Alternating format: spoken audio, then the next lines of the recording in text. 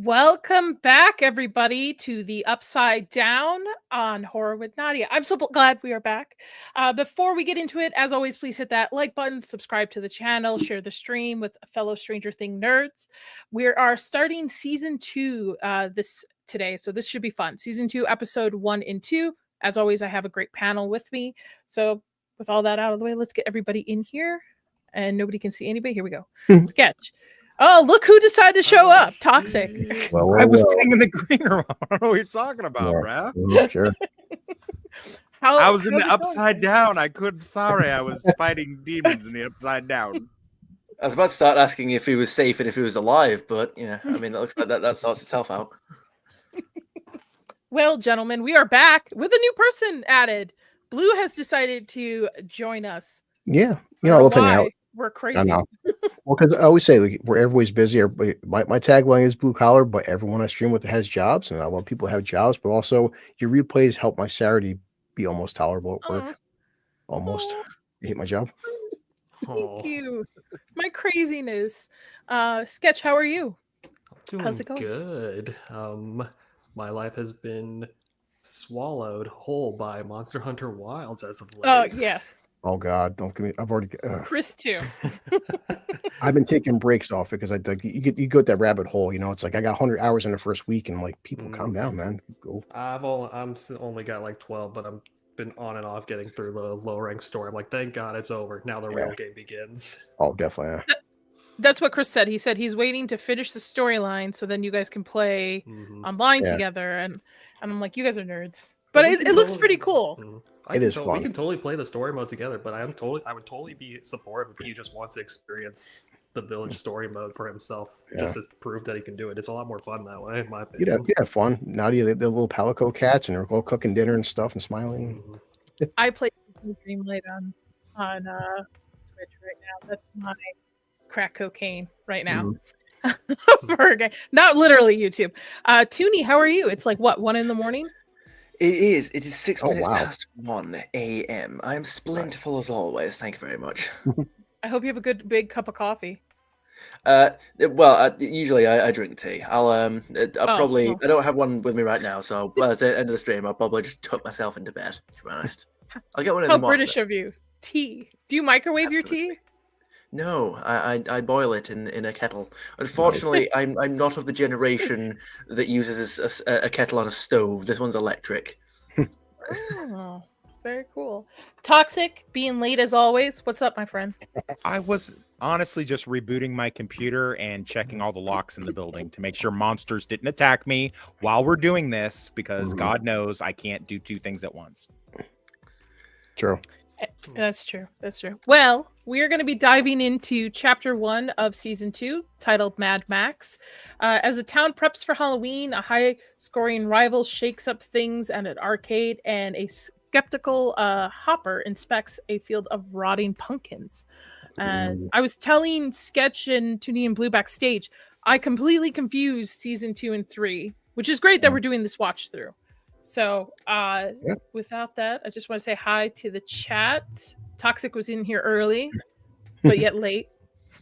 You see where the priorities lie. I understand. I know. Season 2, baby. Yep.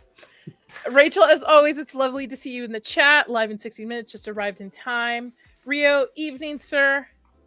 Wild Marge, hello. I just made you a mod as well, so you should have mod rights. And then Sketch in here. All right, perfect. Okay, so let me pull it up. So now I want to ask Jana. you guys were live now. So did you guys Stranger Things had kind of a rocky, I guess, history with season 2 and season 3, but did everybody hate season 2? I actually like it. I mean, I didn't have the criticism that people had. Yeah. I like it. It's season 3 that gets the hardest criticism I see in the fandom. Yeah. But from remembering, I thought the little punk emo phase that we had was actually season 3. No, it's season 2. So season 2 is oh man, you're in trouble. Put it this way. Let's put it like this. Let's put it like this. On average, season 3 definitely has more criticism levied towards it, but season 2 is probably where the harshest criticism, like in a vacuum, exists. Oh, really? I was a couple plot points in season 2 I think are way more heavily criticized and have not aged as well as season 3. Oh, get into it. Like I the think people additional point towards kids. the additional literally kids. right here on our screen, starting it out. Right. Yeah. The episode begins outside of Hawkins in Pittsburgh on October 28th, 1984. This is where it takes place. A group of punks are fleeing the robbery with one of them, a girl named Kaylee, with a 88 tattoo that we find out uses her psychic abilities to create an illusion of the collapsing tunnel while they're escaping from the cops, so that they're able to escape from it. So it's pretty... So this is the first time we've been introduced to somebody that has additional powers, just like 11. Yeah. Right. So plot line. Go ahead. So does she have powers? Oh, so of illusions. Sorry, I need to remember to keep my voice down. Yeah. She had powers of illusion. Right. That threw me off in the show because I thought she actually did collapse the tunnel. And then when the guy looked down the tunnel and there was like barely any rubble, I was like, did they forget to put the rubble effects in or something? I was like, surely. And then I completely missed that. Okay, right. So it actually was supposed to be an illusion. All right, fair enough. Yeah. Don't worry, Toonie. I thought the exact same thing like in 2017 whenever this first came out. When I saw it the first time, I was thinking she actually just blew up the tunnel with her freaking mind. Well, they show that like from his POV, so I suppose that's kind of the point. You are supposed to be tricks initially. I don't know if her powers. I mean, I'd imagine her powers are a bit more obvious, like when she shows up again in the season. It feels like there should have been like a line, like an ADR line, like his like co-cop buddy, his co-pilot, basically saying like, "What? It's like, what are you looking at?" Like, he does say, "Why did you stop?" Missing. He does say, "Why did you stop?" There is that, but I didn't realize that's what he was referring to at the time. Yeah, I just like. Sorry, Nani. Go ahead. Go ahead, Blue. Oh, no, so just like 11, we do see her nose bleed, but also I like the fact that her powers are different because if you just keep having like 11 clones, it gets kind of boring because then it would come down to like who has a better like telekinetic powers. So she still has mind powers, but they're not carbon copy of 11. So it's interesting. Yeah, I like that too. I like that too. Yeah. I do too. I think it's more explained in season 4 of that each kid was different with their abilities, because I don't think they touch a lot on it, because after this season these kids disappear. We don't really maybe there's some dialogue passing in season 3 about them, but that's about it. Nope, they completely abandoned this plot line completely. This is just this is even, and it's retroactively. You realize it's. I mean, I know you don't want us to skip too far ahead, but no, you're fine. It's retroactively kind of aborted because in 4, it's that certain person eliminates all the other people besides 11, so it wouldn't make any sense for her to even be here. So like she's just like completely. This is like boom, gone. Hi, UK. Hey, UK gamer. UK. Don't text and drive. Oh, who'd ever do that? Yeah, well observed. Don't do that. Yeah, and especially since if you're in UK, you're driving on the wrong side of the road. Right. Can you do a drive-by in the UK? What do you do? Like drive by and throw a knife at them, or just like some Grey Poupon or something? Or no, isn't it? What's the cricket bats? The V. It's like that spread that you put on toast. Jam. Vegemite. I don't know. Vegemite. Remember that Vegemite. That's it. There was that one family got cut away. Like they showed British guys assaulting drive-by. He drives up to him. He's like, "Yes, it's Reginald. Yes, I disagree," and just drives off. Now, this was supposed to be a spin-off? This was supposed to be a spinoff. Yeah, that was going to be in the. I'll look it up for Nadia. You're still holding to. You want me to save all trivia till the end, right, boss? Yes, in between episodes. Yeah, but that's fine. That's fine. Bring it up. It would make sense. But then recently, didn't they just say that season 5 is it? They're done. There's not going to be any spin-offs, no continuous of the story. Well, yeah, they have to. Frickin' 11 looks like she's 42 now. So I don't know what they're going to do. Harsh. She doesn't look 42. She looks great. Those recent pictures were scary, though. They showed her. If Millie Bobby Brown doesn't quit smoking soon, she's gonna look like my mother by the time they get to season 5. Like she looks rough. I seen a picture. Someone showed the meme of like, what was it? The Last Crusade, the mummified there after he takes the Grail. Oh. Well, allegedly, she has very abusive parents in the fact that they make her work, kind of like the iCarly star that came out. McCurdy, with the book. So it's the "I'm Glad My Mom Died" book. Yeah, so supposedly, allegedly, there's rumors that her parents are similar to that, where they just want to basically get the money off of her and stuff like that. There's like a lot of rumors. Good point. I actually do. You know what? How about this? BOOHOO. She's flying around and doing movies and stuff like that. There's parents that literally have their kids taking their tooth fairy money. And I had to be like BOOHO. I was like, what is he spelling? He's not spelling boobs. Mommy, Daddy, do I have to go do another movie for Netflix and make 12 million? Oh no. She doesn't want to be though. She doesn't from interviews in the past. She doesn't want she wants to be an influencer. Right. She doesn't want to be kids in Kuala Lumpur probably don't want to make all those t-shirts for the University of Kansas either, but hey, life is rough all over Millie Bobby Brown. Now, I mean, listen, if I start in Damsel as well, I'd probably not want to be an actor anymore either. Okay, that's true, but I mean, I get it. I mean, she lives a life of privilege, right? Because there are kids that would want it, but still kind of weird that her parents are. Yeah, well, everyone knows that child actors in the history of like Hollywood, bad things happen. To me, the season is basically the consequences of their actions from season 1. So season 2. So we are a year later. This is where it picks up a year later in Hawkins. Life seems to be returning to normal. The core group, Mike, Dustin, Lucas, and Will, are at an arcade playing games like Dragon's Lair, which we'll see, and so awesome. Dig Dug, great game. and a new high score is named MADMAX in there. So they have to, find the new character that we find out later is either going to be Marvel's MJ or Marvel's Phoenix. Stacy. So we'll see. Yeah. One of them. It's so 80s though. Mom, it's an emergency. Mom, I need quarters. Quarters of life. Quarters. Like, you, my friends, going to the arcade. Like, it's. Oh, this especially because I always caught my sisters going through my shit and finding money and stuff and trying to take it. Good old piggy banks. It seems just like it. I forget to be real here. I thought he was going to smash the piggy bank. I thought he was going to be. No, how are you going to hide the evidence? Did anybody on the panel besides me go to the arcade, or was it just me? Nope, I did too. My dad had my dad had a restaurant in a mall. He actually had 2 restaurants in a mall, and there was an arcade there. So when I would go to work with my dad, he would give me like $5, go play the arcade. So that's where I played House of the Dead a lot. Your parents made you go to work? Like Millie Bobby Brown's parents? Oh, man. Yes, actually, my dad have me working, allegedly, at 11. But I'm Arab. That's the thing. And yet you look better than she does. And you're like... I don't smoke cigarettes. Well, there you go. A few years older? God bless you, Toxic. My birthday's next Thursday. Toxic decided this is going to be the season where he chooses violence. Oh, right there. There's Nadia's response. There's my girl. Yeah. There's my girl. I saw like the one kid's like, "How'd you get money?" He's like, "Well, I went out there and I was mowing his lawn. Good these kids do actual labor, actual work, because this is before the days of like Twitch gaming, where hey guys, here's a PlayStation controller, give me $10,000 because I work hard in Fortnite." Crypto.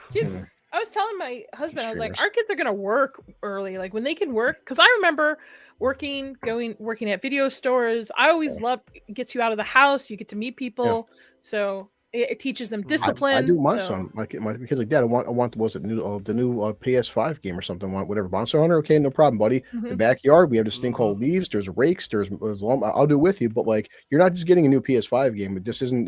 This house isn't the whole. Said Twitch. If you want something, go earn it. I'm sorry. Nice. I used to have to stand on a little. I had to used to stand on a little stepping stand in front of the cashier area so that I could take people's orders because I was so young and short at the time. But yeah. But arcades don't exist as much anymore. Well, they kind of do, like Dave and Buster's, but it's not the same. No, it's not. not. There's a certain feel. can't for even it. Energy. You can't even use quarters. Yeah, that's Well, true. you gotta Right. buy the tokens to use them to replace coins. Yeah. There's a bunch of the arcades that I'm aware of have kind of like tried to like readjust themselves to be like for the older audience. So now they're like barcades. Yeah. Yeah. Like Tox was saying, if you go into Dave and Buster's, like now it's just you go to the cashier, like you upload a card, you just tap your card on every machine now. Correct. Yeah. Now Joyce is really overprotective of Will, obviously for good reasons. Yes. Tracking every move after his ordeal. She's now dating Bob Newby.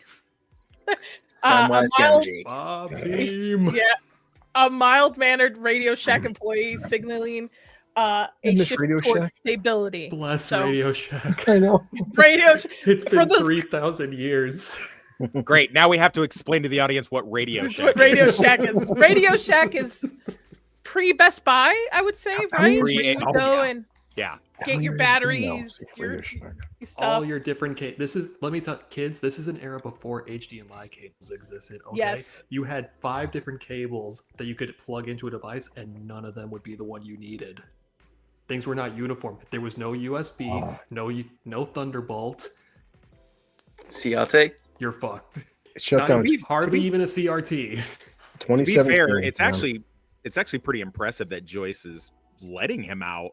I mean, Jesus, he was in another dimension for several months and presumed dead with a It's been dead a year, body. though. The fact that she's letting him go out alone is actually pretty impressive. Especially But if- after. Oh, go on. You notice though, she's the one dropping him off. So she's not letting him bike to this. She's not Yeah. letting the, she's the one, or she's having Jonathan be the one to drop him off, pick him up, Yeah. to know that not having him go home by himself, ride his bike. Plus, he's with his friends who know about the whole ordeal anyway. Yeah. And Mike seems very protective of him, even more so in this, especially in these two definitely. episodes. Yeah. I think I think Joyce even has a throwaway line in there about like being at Mike's place overnight at by 9 o'clock or something. It's like, even if Joyce can pick him up, I think that's implied that like he's getting rides back with his friends. Like he's basically like accompanied at every single waking moment definitely. now. Toonie, what were you going to say? I was just going to say, Dragon Slayer. I was just going to say that in regards to Joyce, that's the name. In regards to Joyce being overprotective, she does specifically say to Will, "No biking home." Like that's almost like it's her trauma as well that she's avoiding now. It's specifically that mode of transport. Bus, maybe. Bikes, no. Yeah. So you oldies in the panel, have you guys ever played Dragon's Lair? Of Yes. course. Classic. Yes. Okay. Dragon's And Lair is was it- one of the Dragon's Lair is one of the first ones to do several things. It was one of the first ones to have computer animation. They would have like Yes. a little cartoon Yep. there, and that was amazing. Of course, you didn't really exactly play the cartoon, but pretty close to it. It was one of the first ones to be 50 cents instead of a quarter. You're right. You had to put 50 cents into it because it was an expensive game. So like you really had to go all out, and it was one of the first ones to have this kind of Blue. What is that called? The free roaming thing. What is free roaming called? It'll be open world. Open world. Thank you. Oh, But like technically, like this is like the pre QuickTime events, because Right. you have to press a button. If you don't press a button at certain times during the cutscenes, the character gets killed. Correct. hey Zax, I hope you're Hey, feeling Zax. better. Stop drinking the Kool-Aid, my friend. And as But Doctor yes, said, he's like this overpriced piece of shit, because it's overpriced, Yeah. because them it's just 2 quarters. Yeah. well, never I knew didn't know that if this was little lore. a fake game that they just didn't. No, it's real. They Oh, just no. created for Actually, it. now, even now on the PS5 or Xbox store, you can actually download. You pay like $10. You can download Dragon's Quest just as a retro game. That's cool. Yeah. Dragon's Lair. Dragon's Lair, yeah. Lair? Well, there's Dragon's Quest right. Oh, it's fucking games. All of the a bunch of the barcades down here in Nashville, a couple of them actually have like either like working or restored like Yeah. arcades for Dragon's Lair. It's great. Oh, I'm gonna derail right here. We talked last season about Jonathan being a creep. This guy right This here. guy's a creeper. Let me tell you what a creep looks like. It ain't Jonathan. It's this guy. I mean, you did with your sister. His dirty, greasy Cheeto fingers. Probably smells too. I mean, Oh, there's literally a moment where even after he finishes a Cheeto, you can still see a bit stuck in his teeth. It's disgraceful. I'm not even joking. I could see orange. It wasn't a good orange. It's the neon. This guy orange. should not have the confidence that he does have looking like that. I saw He's in Dustin his- here. He's in his natural. He's not just his natural environment. He's in an true. arcade in the Yeah. 80s. This is where he belongs. This is the only place he could get a job. Like Dustin throws That's shade. true. He's gonna spread his nasty ass rash to your whole family. He's like, it's acne, you dick. And it's not contagious. How And would this you is know? where they- You've been isolated. Anyway. This is where they find there's a new contender for Dig Dug. Yeah. Max and Centipede, so MADMAX, where we find out I truly did not like her initially when she joined this cast. She's written very unlikable. It's not you, Nadia. Yes. She's Oh, written okay. to be very you're unlikable not the only person. Yeah. in season 2 and 3. She redeems herself in 4, but Yeah. I mean, yeah. Does she really redeem herself, or do we just Yeah. give her a little bit of a break because she decides to be, Vecna decides to possess her?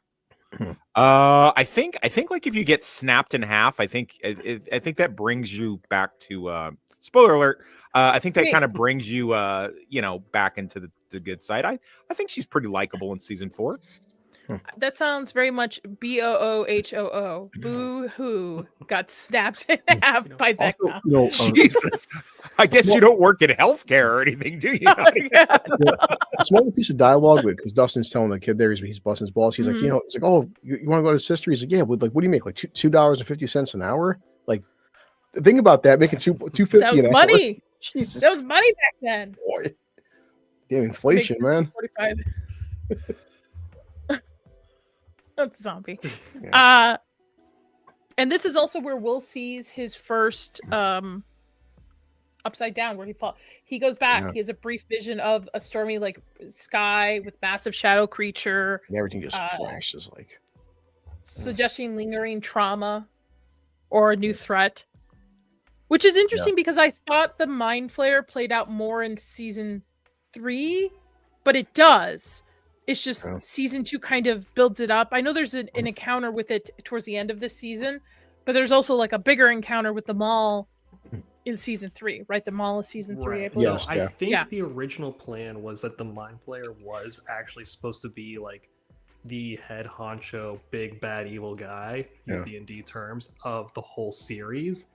But after the first 2 seasons weren't as well received as they may have liked, somewhere in the middle there they decided to go back and start to readjust things so they could introduce like a second commander, and that ends up being Vecna. Mm. Mm. Could it also be with the spin-off? Maybe the spin-off was supposed to take place between 2 of the seasons. Well, and if you then- remember, maybe, but if you remember, as we established last season, we were doing, they were never supposed to go past season 1. They were going to tie it off and do an anthology series of just different stuff. And in Yeah. fact, Right. some of the people who viewed the opening of this season were kind of like, "Oh, okay, so this is the new, this is something else they're doing." But yeah, I'm kind of actually glad they didn't do an anthology per season, because I actually really like that you in a sense grow up with these kids, or Yeah. kids are growing up with them and such. I like to see that it's in there's certain seasons that they don't win or they lose very Yeah. heavily. I mean, like last season they lost Barb, right? Yeah. They're saying, Yeah. so I like that the Hashtag justice roller for Barb. coaster. Yep. Yeah. Now, one thing, Naughty Too in the panel, I like about the scene a lot because, okay, so she drops him off, right? And you get a sense that he's with friends. It's like monsters, Freddy, Jason. Whenever you're with a group of people like this, the arcade, it's a big social thing. You feel safe. Okay, nothing's going to happen. And then out of nowhere, he's surrounded by everybody and just flashes. And the pure sense of terror that, like, basically, this kid isn't safe anywhere. No, because he's being transported to this different dimension. Oh, mind you, only he's seen it, but it's the terror of like it's been a year, and now he's like even around all his peers, and he should be in a safe environment. And no, there's no escaping this fucking terror. Well, yeah, because he brought it home with him. It's in him. Yeah, so it's like a PTSD for him. I mean, it's more than that, though. It's like it's PTSD on steroids because it's not just his feelings and the trauma from which he suffered. He literally had a thing inside of him. Yeah, yeah, and also get a sense that he's actually going to the upside down. He's not just seen upside down; he's actually there too. I think that's probably accurate. Yeah, interesting. So he's like, in a sense, like dream walking, maybe, and I think like astral projection. They use a D&D term later in the season. They refer to it as planes walking. Yeah. Okay. Yeah, that's interesting. I could see that. I always thought he just like it's just a trauma response. He's just seeing visions. But the fact that now re-looking at it that he's actually physically there, or at least in some sense, some of him is there. Interesting. Yeah. Too bad they couldn't do anything about that bull haircut. Go ahead, Tony. I was gonna say sorry, everyone says Tony at one time or another, sometimes several times. You'll never know the nicknames I get from the group chat. Anyway, what was I gonna say? Yeah, no, in terms of the PTSD versus actual astral projection or planeswalking, that is what everyone. So the PTSD is the Mind Flayer just wants to give Will a haircut. I mean, it's more than welcome to do that. PTSD is what everyone around him, like the doctors and his parents and his friends, that's what they all think is going on. That's their term for it. It's just PTSD. It's natural. It's common. It's expected. And then obviously it turns out it's he actually is like astral projecting. It's not just PTSD. He really is transporting himself through dimensions, which is one thing to put on your CV. I'm surprised Nancy isn't as she's somewhat sensitive to it, I guess, because she only spent a brief moment there. Yeah, remember he was over there for months. I know. I haven't started the comic. I still gotta read it. I'll read it before our next stream. But also just keep in mind, Nancy wasn't like turned into had a tendril shoved down her throat to put up. That's true. To put a polywog in it. Yeah. Plus, I love the visuals too. He looks up and sees the sky. It's like all like dark and it's got these orange glows. It's swirling around and just like it seems so like something bad's happening right now. I love a good sky box. I love a good vista. Yeah, a little more. Trust me, I've been there. Well, Tox knows our rewatches would be very selective what you show because they love nailing you for copyright and especially it's Netflix and they're awful with it. I really so far so good. I really love the direction they took the upside down this time around. Whereas like first season was very just cold blue and blacks. Now they added some orange to it. It's way cooler. I think you could maybe headcanon, and I can't.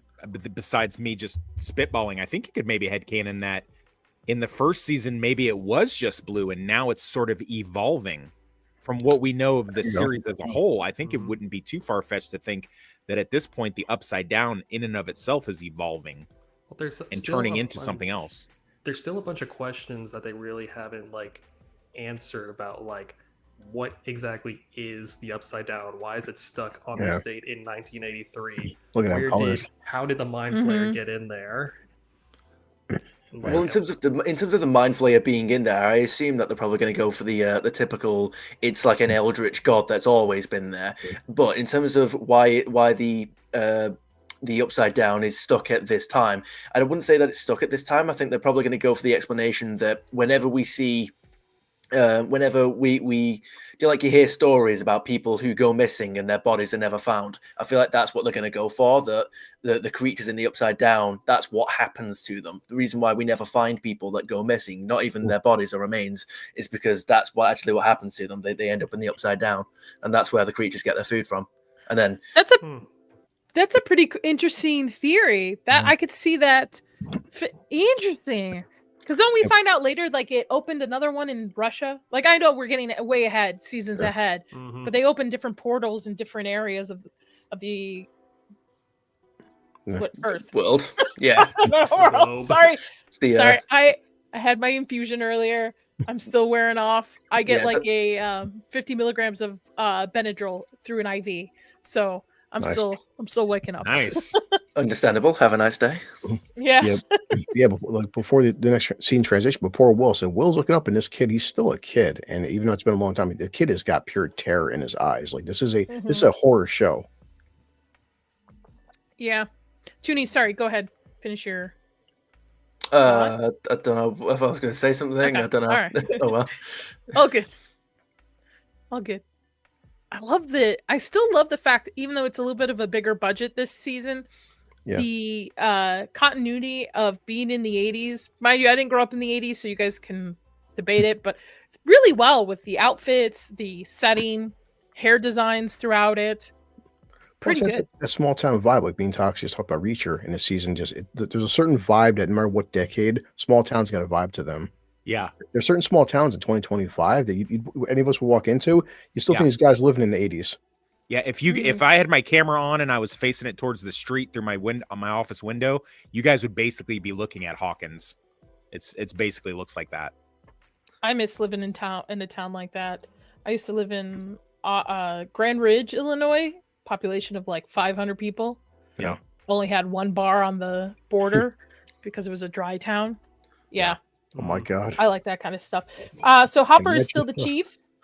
And we find out later, spoilers, that he's secretly caring for 11 in a remote cabin. God, spoiling it. I know. I'm sorry. Right, have you not seen season 2? I don't know what to tell you. I'm sorry, sir. Hopper. And then we get introduced to this character, which I don't have my notes for him. I don't know why. Thank you. Murray. Yeah. Murray. And again, I thought he doesn't come back until season 3-4. I didn't realize he's this early into the series. Yeah, I forgot that he got introduced here because I know him mostly for his antics in season 3 as well. I forgot that he plays a role in this season. The Russian connection. The new ensemble of characters they added in season 2 is a very interesting collection. Look at Sketch. Yeah, this entire sequence is awesome. He's like, yeah, what about that Russian girl made someone pee themselves? He's drilling Hopper like he knows, but Hopper's just doing such a great job. Like, what are you talking about? It's bullshit. Come on, it's you and your wild conspiracy theories. Yeah, when he's following him into the room and he's like chases him in from the street. I just love how childish Jim Hopper is acting. The way he's like, go away, stay away from me. He just sort of like drones on like a child. It's great. No. I like the way he just kind of like blows him off at the end. It's like, I liked your alien theory. Yeah. Who said a little girl shattered the door with her mind with the Eggo scene from last season. Yeah. He takes the printer right there. He's like, reek, reek, reek, reek, reek, making noises, messing with them. Yeah. The best part's the phone call, too. Yeah. I heard that story. You heard about the one about the guy dressed as red and climbs down chimneys? No. Conspiracy theories. It's great. Yeah, Secretary. Considering the fact that he actually played the guy that dresses in red and goes down chimneys in another movie is pretty funny. Oh, yeah. All right. Violent Night. They're making they're making a part 2. I like that movie. It knows what it is. I haven't seen it. Is it good? No. It's fun. No. It's fun. Yeah, it knows what it is. It's not a great film, but it's terrible. It's terrible. I like it. It's fun. It's fun. It's not as bad as the deaf one, Silent Night. No. Or whatever that came out recently in the last year or two. It's fun. Like you're not gonna learn much from it. Like it's not mind blowing. I can't believe that you shit all over Hellboy 2014 or whatever with him, but you thought Violent Night was okay. It's basically the same movie. It's fun. It's Santa goes. Kills a bunch, allegedly. Listen. Kills a bunch of people. So like, okay, listen. What's gonna happen is you're gonna pound like 3 glasses of eggnog minimum. You're gonna turn on Violent Night, and you're just gonna let it ride. Okay, that's the point. That's a great day for me. Yeah, have your little popcorn, and yeah, you're good. You're good. You're good. Yeah, you made me panic, by the way, when you said the David Harbour, not David Harbour, David Harbour, that's his name. When the David Harbour Hellboy movie came out in 2014, I was like, there was no way it came out that long ago. But no, it's 2019. Oh, I'm sorry. So That's my. I apologize. You have to give me a grace period between 2013 and 2020 because I was a guest of certain facilities around that time. So I don't always get those dates right. That's an elegant way of putting it. Yeah. You're a bad boy. Esteemed guest. Esteemed guest. Yeah, but he blows him off. So go home, dude. There's definitely there's no girl out there that has psychic abilities. You one sack of shit. Hopper's getting a little pudgy too. Oh, definitely. Oh, you can tell between when season. Well, he did actually drop like 30 pounds for Hellboy. So, and next season you do see it. And then we get King Steve. King Steve with the hair. And The hair. I love how the hair is like pushing up towards the ceiling of the car. It's a man's hair. Yeah, you just know that's gonna get like they're gonna have to do a couple of retakes. His hair's gonna like brush the top of the thing, and he's gonna think there's a spider in his hair. You have to do it like, oh, sorry, we've got to do a retake. And she, Nancy, right now is helping him with a final paper. It's his college application. Oh, college application. Sorry. Yeah. He ain't smart. The essay that they all ask him to write, where he accidentally compares a high school basketball game to his granddaddy Vietnam. World War II. Oh, World War II. I assumed I thought it was World. I'm like, timeline wise, these kids' grandparents would have fought in World War II. Oh God! I was lining up a 3-point shot. It was like being on the beaches of Normandy. As I sat there and I held the ball. Coming out of the locker room. From a woman's perspective, that you can see throughout this episode and next episode that she's got a thing for Jonathan pretty hard, and you can see that. I can tell in this scene rewatching, she's fed up with Steve here. She's so fed up. She's just like, yeah, I'll help you. Not excited about it. Not really. Yeah, she's a bad girl. Do you know why? Why? Because Steve is now cool and nice and treats her good. So now it's time to start looking around for something else, because that's what women do, especially young girls. I thought it's because he doesn't really acknowledge Barb's death past the point of having dinner with her parents. I mean, that's some pretty messed up shit that he does at the dinner. I'm not gonna lie. I rewatched that earlier today, and I was like, Jesus, Steve, you are being too much right now. Yeah. She's got to pick the creep. Yeah. Yep. But then in comes new character number 3. Oh, I'd fix him. You're not fixing anything. He's taking you along for the ride. It's good too to hear the soundtrack in the background. I'll get hit. I'll get hit by YouTube. I don't care. Here we go. Just go pick up some scorpions. Okay. Yep. I was telling my husband, I was like, "Woo," and he's like, "You realize he's at most 18 years old in this?" I'm like, in this character, and I'm like, don't ruin this for me, man. Like, he doesn't look 18. I love the bad boys douchebag like dirt. Allegedly, YouTube. Look at it. To be 4 years. I mean, 18 and 25 is not that big of a difference. Not are we turning 26 on your birthday here in a couple days? So I mean, that's not that big of a difference. Yeah, sure. Bless you both. I wish I was turning 26. I wish. Oh. Man, those were the days. Actually, 26 is like right. I got engaged at 20. Yeah, 26 was a good year. 26 was a good year. Yeah, he's got that Pasadena grimy, dirty look to him. There she is, MADMAX. There she is, MADMAX. Sadie. So a new girl, Maxine Max Mayfield, what original name, arrives in Hawkins Middle School with her older stepbrother Billy. Max is revealed as MADMAX, the arcade whiz, and her tough skateboarder vibe catches Dustin and Lucas's attention, sparking a rivalry over her. Yeah. Billy, however, is very aggressive, volatile, and established himself as a potential antagonist. Yeah. I can fix him. Next scene though, boy, he wears a pair of jeans. Boy, does. Yep. Does it really count as the next scene if it's anyway? Within the same scene. Well, yeah, Still the intro. Still his intro. There he is. Dear God, hold on. I gotta turn my camera off. You bounce a quarter off of it. Flicking the mic. Look at the butt on that. He must work out. But hey, I'm happily married to a man that's not. within my age. So- It's Friday night. I'm getting drunk. You know what? Oh man, I wish. There's also so Will's nickname right now, because you got to remember the town thought he died. Like they thought they found his body, that he died, and now he came back. So he's called Zombie Boy. There you go. Which I think is a pretty cool nickname. I would just like lean into it, but Casper. Yeah, kids in the 80s really didn't know how to like lean into stuff. Me personally, I would have been like walking around with Jesus robes, trying to like maximize it and be like, "That's right, my following. I have come back. I have risen. I am Zombie Boy." Zax, he drank the Kool-Aid for me. So in terms of in the first season, they faked finding Will's body with the fluff, the wax, whatever it was. Anyway, the fake. Did the show ever explain like what the story was in terms of how the town accepted Will's return? Because most of the town knew about finding fake Will's body.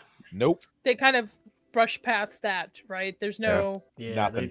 There's no dialogue, nothing. Just plus. I mean, it's been an entire year. So I mean, an entire year just would have been some redacted statement. Hey, boy's body wasn't real, I guess. Well, it's small towns. People don't care. We mistook it for another kid, and exactly. Oops, that happens all the time. I suppose. I suppose. No one calls me Maxine. It's Max. Here's a little flaw here. So if they've obviously it's been a year, so they're in another grade. How come they still have the same teacher? Oh, a lot of sometimes teachers teach multiple grades. I had the same math teacher for like most of high school. Real? I had the same history teacher. They're in junior high school. Well, even junior high, like some certain teachers will teach. Like I'll teach 5th grade history, 6th grade history, 7th grade history. So he's teaching the same. He's teaching the same subject. Yeah. Well, maybe they got held back. Well, they all got held back. Yeah. To be fair, they did miss a lot of lessons looking for Will. What's he not? He's saying like this is just probably like whatever 7th grade versus last year was 6th grader. Not to mention, just like when teachers do tend to double up, they do tend to stay in like the same class or subject, and they usually only go like 1 or 2 grades up or down. It's not like you're doing like 4th grade science at grade at the same time, All right, I will allow it. Small town, come on. Small town. He probably teaches different grades, different ages. So for the school, all 4 of them are like, it's her, Max. I know. Like, look at the ginger. Oh my God, it's amazing. Except for Mike's face. Look at Mike. He's like, I don't give a shit. Yeah. Mike's like, I already have a girlfriend. We already have a girl for our pack. We don't need another one. You've got added into. Lucas is already making a war face. He's declared war. And then we're back to Joyce, who is finishing up Will's costume, which is going to turn out to be one of the Ghostbusters. That's what most would do back then. There wasn't no buying stuff at Party City. You had to make your shit. Yeah, you made your shit. Yeah, and those were the best costumes. Oh, they were. Yeah. I was telling my husband when this past Halloween, when we were looking, we used to like at Kmart get one little section of pre-made costumes if you're lucky. That's about it. Now they have complete stores dedicated for anything you absolutely need. It's crazy. I like to make my own costumes though. It moves in every time there's a vacant lot immediately. There's ones that are year round now. And then they're shifting ones from like it goes to Halloween to Christmas. It's weird. Yeah, in our spot we have Spirit Halloween. That's year round. There he is. Hey. Stable guy, stable boring guy. Hey, the gods, man. Here's the lesson to all you middle-aged men or young men: hang in there, because by time that prom queen, by time she's hit the wall at 40 and she's had a couple of tragedies in her life, all of a sudden, all of your flaws will will come about, and she'll give you the chance. Now He it's gives- not going to be great. It's going to be a Hey. little used up and ruined, but at the same time, you're going to be able to score the prom queen once she knows you have a 401k and you're fairly stable, and she's already been pounded more than the beaches at Normandy. Mhm.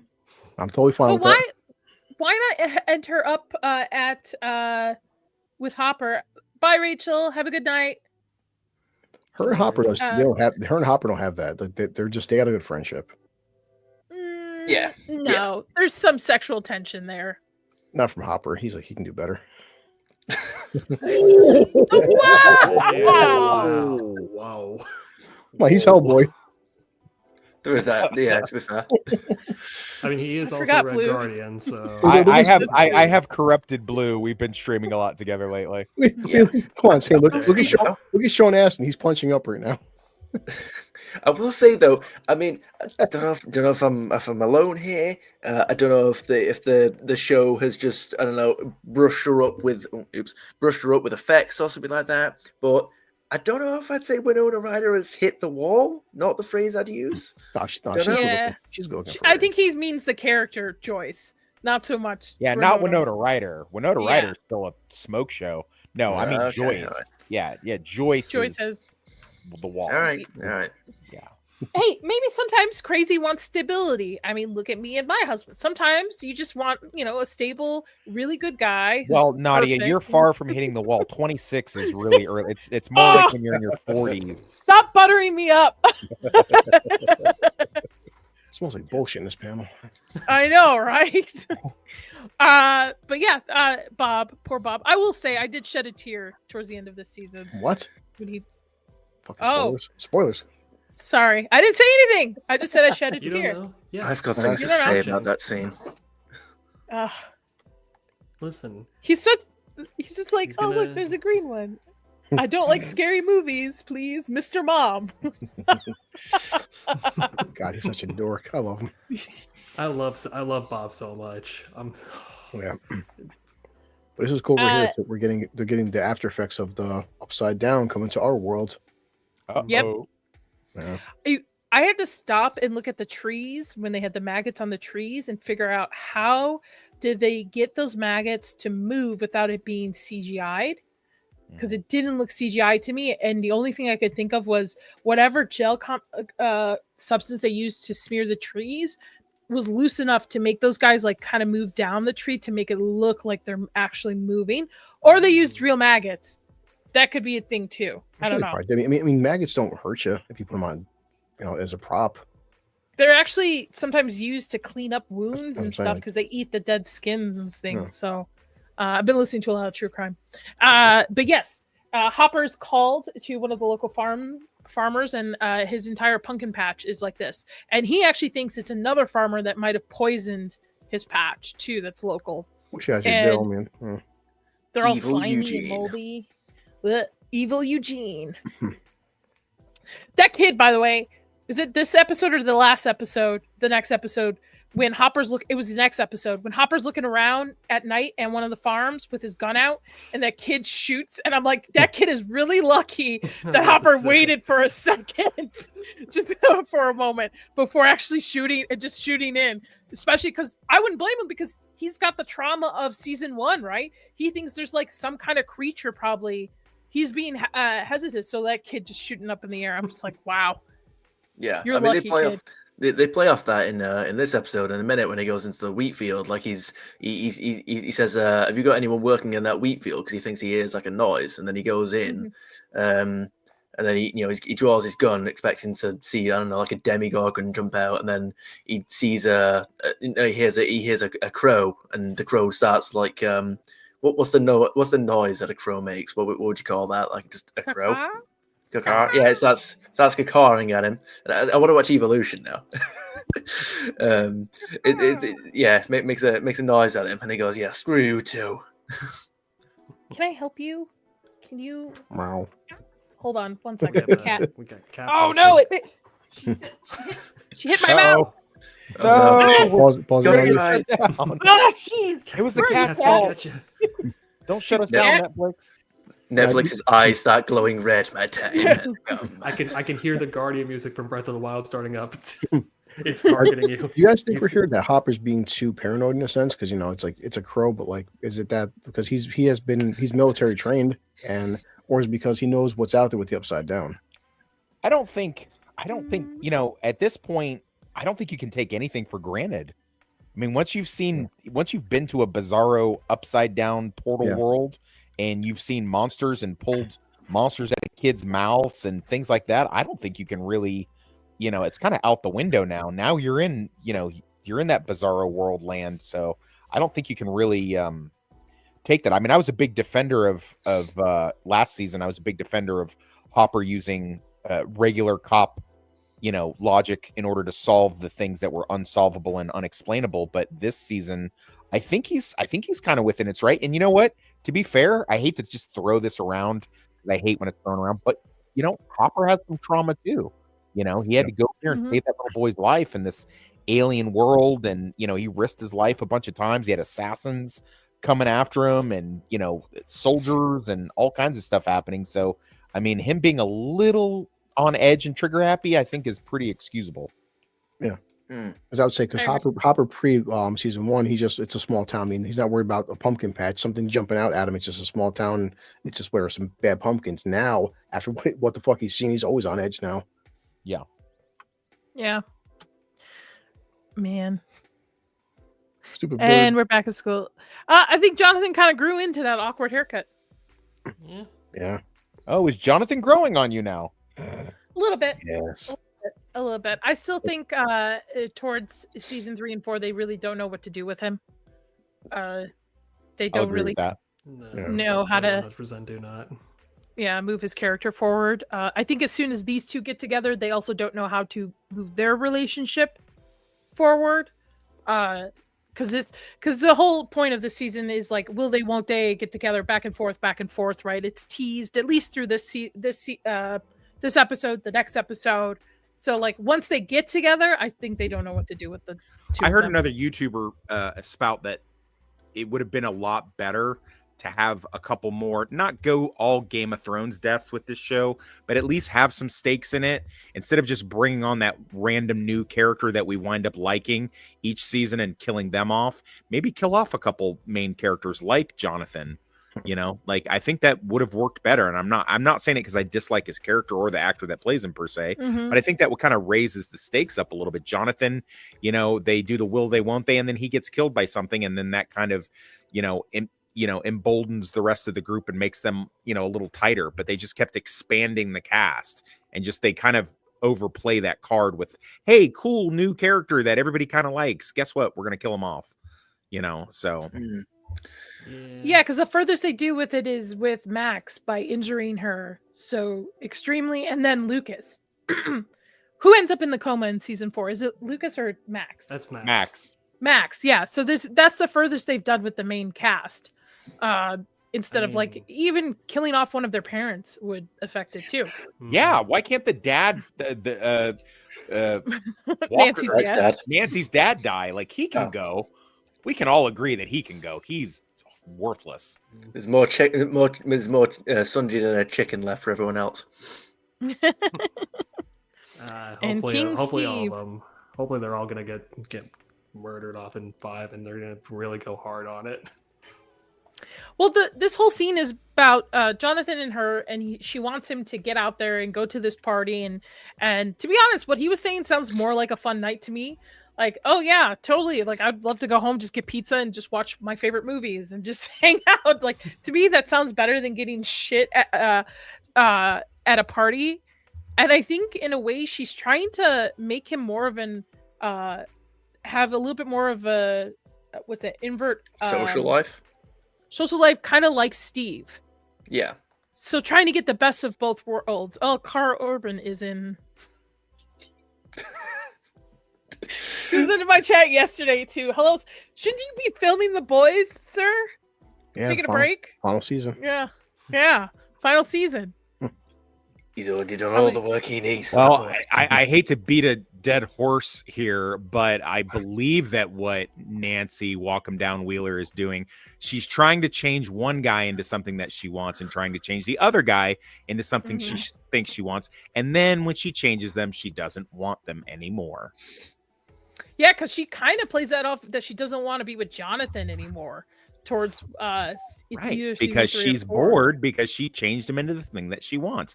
So another lesson, guys: if a woman's trying to change you, don't change. Stay toxic. Listen, I think it's because of her mother, because I think she saw that her mother settled for somebody who, you know, good guy, pays the bills, 401k, gives her the family, but there's no excitement. Do you see any excitement in her parents' relationship? I mean, granted, her mom did what she had to do. She hit the wall. And she decided that she had to settle down with, Joe Pocket Protector. But that's what I think. I think Nancy wants more for her life than what her mother has. So she wants the excitement, the change. So to your point, once she changes these individuals to her liking for a partner, she gets bored because she wants to see what else is out there. She's the modern day woman right now. That's like just set in the 80s. I mean, facts. But I mean, to be fair, in season 3, we see that the mom wants more than what she's settled down for too, and she goes after. Every single mom in this town. Afternoon, ladies. Afternoon, Billy. Take the new suit, Mrs. Wheeler. Thank you. $1. Wow. You're prepped for this conversation. She's like, I know Tox is gonna pop off about some shit, and I'm gonna throw some washboard abs his way and just shut his ass down. That was a very specific clip to just have on call. I'm ready to go. Yeah, thank you, Vex, for pulling my Stranger Things clips for me. She also did the opening too, the Stranger Thing, and my opening too, as well, and the ending. So I love this scene because this is such boys. Come on, like especially 80s boys. Like the girls don't play video games, and even 2025, it's still a trope for most guys that females do, but it's so rare in comparison. Yeah, I like the fact that they go looking for what she dropped, and it's "Stop Staring at Me, Creeps." She's so edgy and cool. At almost 50, my abs look better. Yeah, they do, Mr. Urban. Yes, they do. I don't know, Urban. I saw Homelander beat the shit out of you last season, so. Oh, it's Homelander. Come on. It's like it don't count. Yeah, it does. That's what digging through trash. Not saying I have a thing for Homelander. I might have a t-shirt. We'll see. All right, let's move. So the principal shows up to take Will away. Yep. Because we find out, which I think is very interesting, that they just drop it in the middle of this episode, that he gets checked out every couple of weeks by Dr. Owens, who presents a friendlier face than Dr. Brenner. Yes. But his Paul role Reiser. at Lab. Yep. God bless me some Paul. God, I love me some Paul Reiser. Let me see if I can fast. There we go. Yeah, he appeared to be. He appeared at first like to be dead friendly, to say the right things, appeal to his sense of humor and his what his interests as what Owls will in the season like 12. He has a little mini joke with him about his favorite Halloween candy. But then he says something. I can't remember exactly what he says. He says something that kind of gives away that he might be working for the lab and the government. And well, I think they already know that he works for the government. I know he works for the this is an agreement to help Will. Yeah. Oh, as in like as in the same guys from the first season, the bad guys. Yes. Yeah. Yeah. So there's the flashbacks in the next episode, which you'll see because I know you haven't seen. Right. In the next episode, there's flashbacks to what happened at the end of season 1 and 11 surviving, spoiler alert. And you see that the government officials are all going to each of the families and basically telling them, don't tell anyone, we've, your family and stuff. And I think there's an agreement between them that, like, as long as Hopper and Joyce can go with him, they'll help Will, in a sense, recover from the Upside Down. Right. Okay. So that's fair enough then.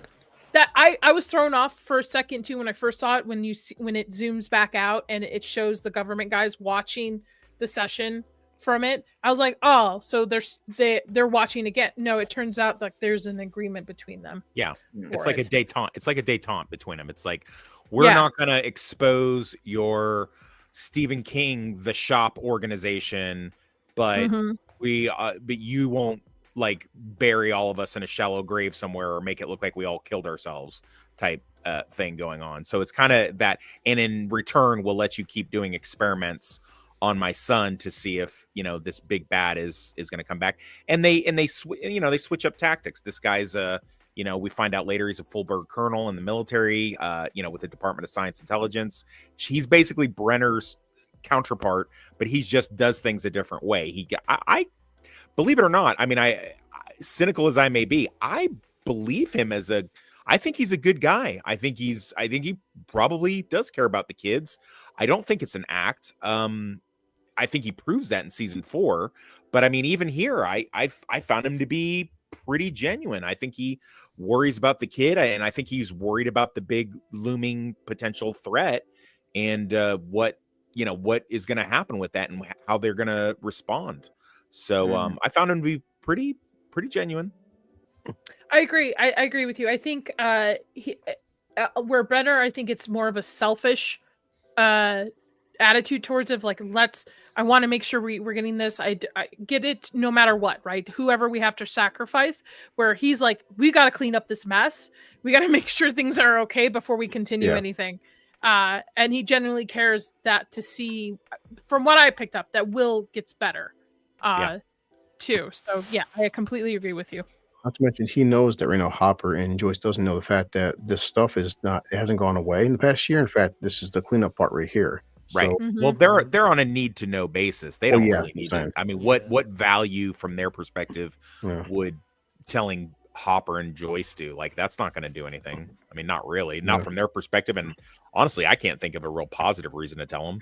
Plus, for all they know, whatever's going on with Will, he may be the key to shutting this stuff down, because we still don't know right now. Like, they don't know how bad this shit's getting. They're trying to contain it the best they can, but they still this is all uncharted territory. You guys are dealing with a alternate fucking dimension. Like, yeah, they're keeping that stuff a secret from the civilians, and the civilians, we find out, are at least in Hopper's case, keeping secrets from them. So how many people in that... Go ahead. Go ahead. I was gonna say, how many people in that town would even believe that? By the way, if they full on just came out and said, "Yeah, we're running experiments on alternate dimensions on creatures that can come into our world and massacre everyone," how many people in that town would even actually believe it? If they just how many people believe it now? I mean, well, you say that people believe it because they don't say it, but if they just came out and actually admitted it, I feel like then would be like, see, now you've admitted it. Now I don't believe you. Right. Richard brings up this. The funny thing is that Dr. Brenner's actor was actually the best man for Millie Bob Brown's wedding when she married Jake Bon Jovi, the son of John Bon Jovi. Interesting. Okay. All right. That's a little weird. And this is the most awkward. One abusive papa for another. Yeah. This one of the most awkward dinners. Though I did kind of want KFC. Hashtag justice for Barb. Justice for Barb. Justice. Which is interesting. Go I'm ahead. surprised the government didn't create like a fake Barb death to help just, end the suffering of these parents. That is a good point, because they did, because it's not like like they couldn't have done it. Like, it's not like they couldn't have, and it's not like Barb's parents are any less vocal about like, where's our daughter? That kind of lends itself to the justice for Barb thing. She was kind of swept under the table because of the little boy, because it's more conceivable, isn't it, that just Barb like ran away, found a dude, and like went off to the big city or something like that, or even like sorry, go on, you were gonna say? No, go ahead. I was gonna say, or even that, like, if you remember the situation in which Barb died, like she was on the edge of the woods at Steve's house. Like, maybe she heard a noise, walked over, and then something happened. You could drive any story about her death because nobody was there to see it. So, like, you really could just contrive anything and then fake her death, and nobody would really ask any questions except for the people that already know not to spill the beans, like Jim and Joyce and these guys. Yeah, because like, I understand her running away might come for her age makes sense, but now these parents are hiring a PI who could, Yeah. Granted, this storyline dies here, right? We're done with this storyline, but technically this PI could be investigating into things that this little government lab doesn't want them to know. So I feel like it'd be better just to throw a couple $100, get a fake Barb body, drop her off somewhere, and then have a funeral. At least bring closure to these parents. Yeah. Oh man. I do appreciate what I think teenage Steve is trying to keep a normal face on things and be this good guy in front of the parents and do this. I think he thinks this is what Nancy wants. And maybe Nancy even at one point, affected that she did want this. So this is how Steve reacts. So, I mean, it comes off a little sociopathic because he's doing the whole, oh, I love KFC, finger licking good. And, he's just enjoying himself at the dinner table while, she's wrestling with the fact that I'm having to gaslight these parents and I happen to know that she's dead. So, I think Steve's trying to do the right thing here, but he's going about it not super great. Yeah, he's doing what he thinks is the right thing, and that's to first of all not endanger the parents by A, telling them things that they would never believe, and B, implicating them in the government conspiracy. And I'm trying to think if there was a C. He's trying to keep them in good spirits by acting like a normal. He wants to keep the situation normal. It's it's they're meeting their friends' parents. To have some dinner, and he's just trying to keep it as a normal, expectable, predictable situation where there's no questions asked. You can, with the audience's POV, like we obviously know all the facts, so we can look at him and think you can look at him and crease a little. That's a reasonable reaction, but from his.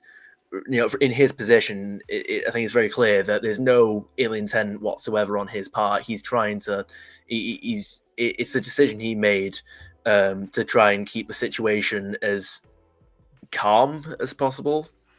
Yeah. I mean, he's an 18-year-old kid. He's an 18-year-old kid. Yeah. I mean, that's. We look at it this perspective as adults, like, as an adult, I would do this. An adult, I would change this. But if we were all 18 right now, we probably would have the same kind of perspective Instinct. that he has. Yeah. Nothing. And at the end of the day, what could he really do? I mean, even if they told him the truth, they, like you said, Nadia, they're not going to believe him, and they can't prove it. So, I mean, that would almost be more cruel to your daughter is missing, and I go, well, hey, guess what? There's this upside down fake universe world, and she got sucked into it, eaten by this monster and spit out, but everybody was focused on looking for this little kid. We kind of didn't go look for her, and we only found out later. And so anyway, pass the chicken, And again, even if they did believe them, that would then implicate them in the government conspiracy, and they probably get both the parents and maybe even Steve and Nancy killed for breaking their little agreement. They would have to be brought into the fold on everything. Yeah. And the only parent I ever see actually really, besides Joyce, is Mrs. Wheeler. She seems to kind of pick up on cues. Maybe she's not brought in completely, but she knows something's going on usually towards the end of each season with her kids. And as we know in any kind of supernatural show, the more people you tell about the supernatural stuff, the less special it is to the people in the inner circle. Yeah. Like From? From is dead. I don't even know what you're talking. I've never heard of a show called that, and I won't speak of it. I literally haven't. Ugh, so good. And poor Mike, he's missing his girlfriend, his little friend. Tries to call her each time. He thinks he hears her voice at one point, and then it turns out to be, was it Dustin? It turns out to be on the, I think so. Yeah, and he hangs up on him. Yeah. Well, not hangs up, but turns the thing off on him. Yeah, I think it counts, doesn't it? Because he shuts the antenna down. Richard, unfortunately, most of the biological parents in Cobra Kai and Stranger Things are all downright awful. What's going on in the genes in that town, man? Right? I will say, Jonathan's a pretty good big brother here. He's Yeah, even a better big brother when he lets this kid go out and have his friends Yeah. the next episode too. He's doing his best. He's trying. Yeah. I mean, there's no father figure in the house, and Bob is Right. Bob. So, Yeah. Well, we all know what Lonnie was like. yeah, Lonnie Oh, was yes. pretty hard. And they're Old man watching Frank Mr. West. Mom. Mr. Mom. Mr. Classic Mom. movie.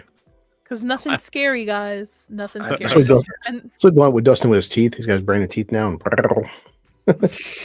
Yeah, Dustin's teeth are going on a character arc in this show, and I'm here for it it. really is. now I have a Literally question for the literally gotta panel. grow into it. The phone call, is that coming from the Upside Down? Is that because the next scene is the computer like freaking out? Hmm. Is I that always the thought- Upside- Yeah. Go ahead. The good question. I kind of always thought this was more because remember, what's his name? God, not Will. No, it is Will. It's Will. Will is the one that Yes. was.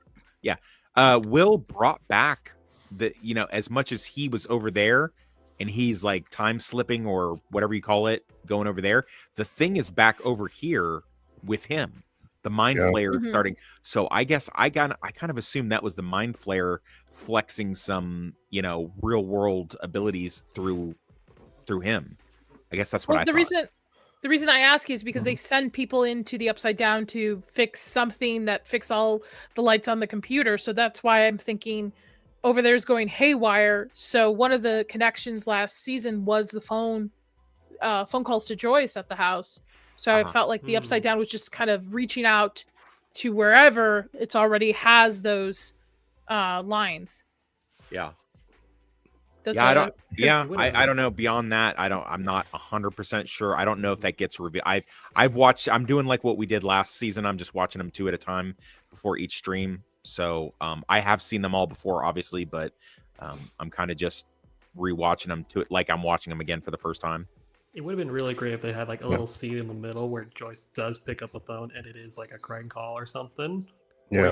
even like Yeah. Will picks it up and it's a crank call calling him zombie boy. yeah. It's and then Will everybody went to bed, got up, had to take a pee, and sees the Upside Down again. He's back Yeah. there. And now we see it in the sky. Yeah, look at that. So The lightning effects creepy. are awesome. The red I- lightning too. Every time I go to Target, there's always a Stranger Things mind flare pop. And to me, I hate Funko Pops. To me, makes sense when it's like creatures like Godzilla, the mind flare, because it's like a Yeah. mini version of the creature, not when it's a human being with an oversized head. Most of mine were gifts, but maybe I should pick it up finally because I've just been eyeing it. Yeah, give me villain silhouettes that take up the entire sky, illuminated only by the bright flash of red lightning. That is my energy of villain. Oh Yeah, yeah. again, and look at the poor kid, like good acting, but yeah, he's seeing this big, massive, like octopus creature, and you know, too, it looks over at him too. Yeah, See if I can. it's like a Hold on, I'm gonna get it to the right spot. yeah, it's Instead of They having still fun, right? haven't. They still haven't given us like they've been giving us like little droplets of it, just like Yeah. hints here and there what it actually looks like. throughout the whole yeah, it's just a episode. little silhouette illuminated by the bright flash of red lightning. I do Definitely like- not. Definitely not what a mind flare looks like in D&D. I was just gonna say it's also cool, like Oh, there it instead of is. instead of dragging this out an entire season, we do get in episode 1. Okay, we have a new big bad. So because sometimes you don't want to have like too much drawn out. So we off the bat at the end of the episode we see what this thing is. See if I can stop it at the right. There we go. Oh, stop. Hold on. Curse you, Stupid Netflix. thing. I know, right? Frame Okay, by here we go. frame. Yeah, my favorite kind of big bad is one There it that's is. such is You know what, I'm such just gonna a let it play. Dun-dun-dun. Give it a minute. Why is my mouse acting so weird? Anybody ever see what a mind flare actually looks like in D&D? I did go look it up afterwards. I'm It's like, been a oh, while. wow. I mean, the there it Demogorgon is. in Yep. original doesn't look anything like the Demogorgon show. So Indeed. Yeah. No, I get it. Yeah, It's a look at that. concept of That's cool looking. utilizing it for the kids to know what they're fighting, right? Yeah, that's creepy looking, man. I said too, I'd you run. see it's like elongated head just looks over at Yeah. Will, and he's looking up like, oh shit, this thing sees me. Like, Would you say appreciate- I'm that, gonna that pick it has up and mark eyes? it. Would you say that thing is eyes? Or would you say it's just a little bit of cloud effect? It's cloud effect, think but it's meant to look like eyes. Yeah. In the moment, Yeah. just in the moment. But I appreciate the fact that the silhouette has like xenomorph head. Yeah. Yeah, Classic, yeah. classic alien horrors beyond man comprehension style head. Yeah. And even too, it's like, with Eleven, she fought Demogorgon. It's still a bigger human. Okay, how's this poor, like, what do you plan on doing against this thing? Shooting Yeah. it? I mean, try. And then we find out at the end of the episode, 11 is alive. She's been Yeah. taken care of by Hopper. She's got hair now, too. Look at that hair. She looks like a normal kid. And she's learning, not in school, but by TV. But sure, Well, he wants to keep her protected. I get it. And this is the start of their father-daughter relationship, their surrogate relationship that he fills with 11 since losing his daughter. So Yep. You never eat dessert before dinner. they're also eating TV dinners too. I will also I know. say, between the last scene with Will and this episode, the music department for this season Yes. did a killer job. Yeah. Yep. All right. So that is a season 2, episode 1. What trivia you got for us? Here we go. Yeah. So Dustin refers to the arcade game Dragon Slayer 1983 as overpriced. Dragon Slayer was the first arcade game to charge 50 cents, even $1 in some markets, per play, breaking the 25-cent norm, as I indicated earlier. When Mrs. Wheeler asks Mike if he'd jump off a cliff, Mike doesn't answer. In season 1, Mike did in fact jump off a cliff for a friend. So I thought that was a pretty cool Easter egg there. In an interview with Joe Keery, aka Steve, he said that he actually wrote some of the fake college essay, and he and Natalia Dyer, aka Nancy, could not stop laughing while they were filming that scene. They had to do it so many times because they could not stop laughing. Some more spoilery type stuff, warning spoilers. In an interview with the Duffer brothers, Matt Duffer and Ross Duffer, they said they were never big fans of the arcade game Dig Dug, but chose to feature it in the arcade scene because it nicely foreshadowed the tunnels coming from the Upside Down. Murray, played by Because Murray, that's an episode title too. Oh, yeah. Murray, played by Brett Gelman, tells Hopper about a conspiracy theory involving Russians secretly operating in Hawkins. Season 3 involves Russians trying to reopen the gate under Hawkins Mall. At the arcade, Dustin and Lucas compete in the arcade game Dragon's Lair to rescue Princess Daphne, and Lucas wins. This foreshadows events later in the season because Dustin and Lucas compete for Max affections, and Lucas and Max kissing in the final. So it would have made more sense if they made the princess a ginger. yeah, well, with it being Netflix, I'm surprised there's even a ginger allowed to be on the show at all. If you know what I'm, if you know, you know. Yeah. I mean, this was still pre I do not know. 2020 before they really got started. The going destruction for it. of the gingers is a well-known phenomenon. It's 1984, and the Terminator movie, which was released in 1984, can be seen on the outside poster of the local movie theater. And at the end of the episode, 11 is hiding away in a broken down cabin in the woods. This is similar to the broken down cabin in the woods featured in Sam Raimi's Evil Dead, as the Evil Dead poster is seen in Jonathan's room. I thought you were going to say featured in Cabin in the Woods then, but no, okay. Well, That's could pretty be. cool.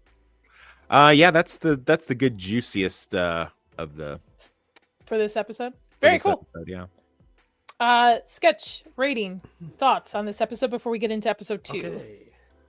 So I always like to judge the first episode of a season, assuming it's not coming off of a cliffhanger, at like by like what did it introduce, who did it bring in, and what can we expect with all the new characters and the teasing of Will's condition, planeswalking.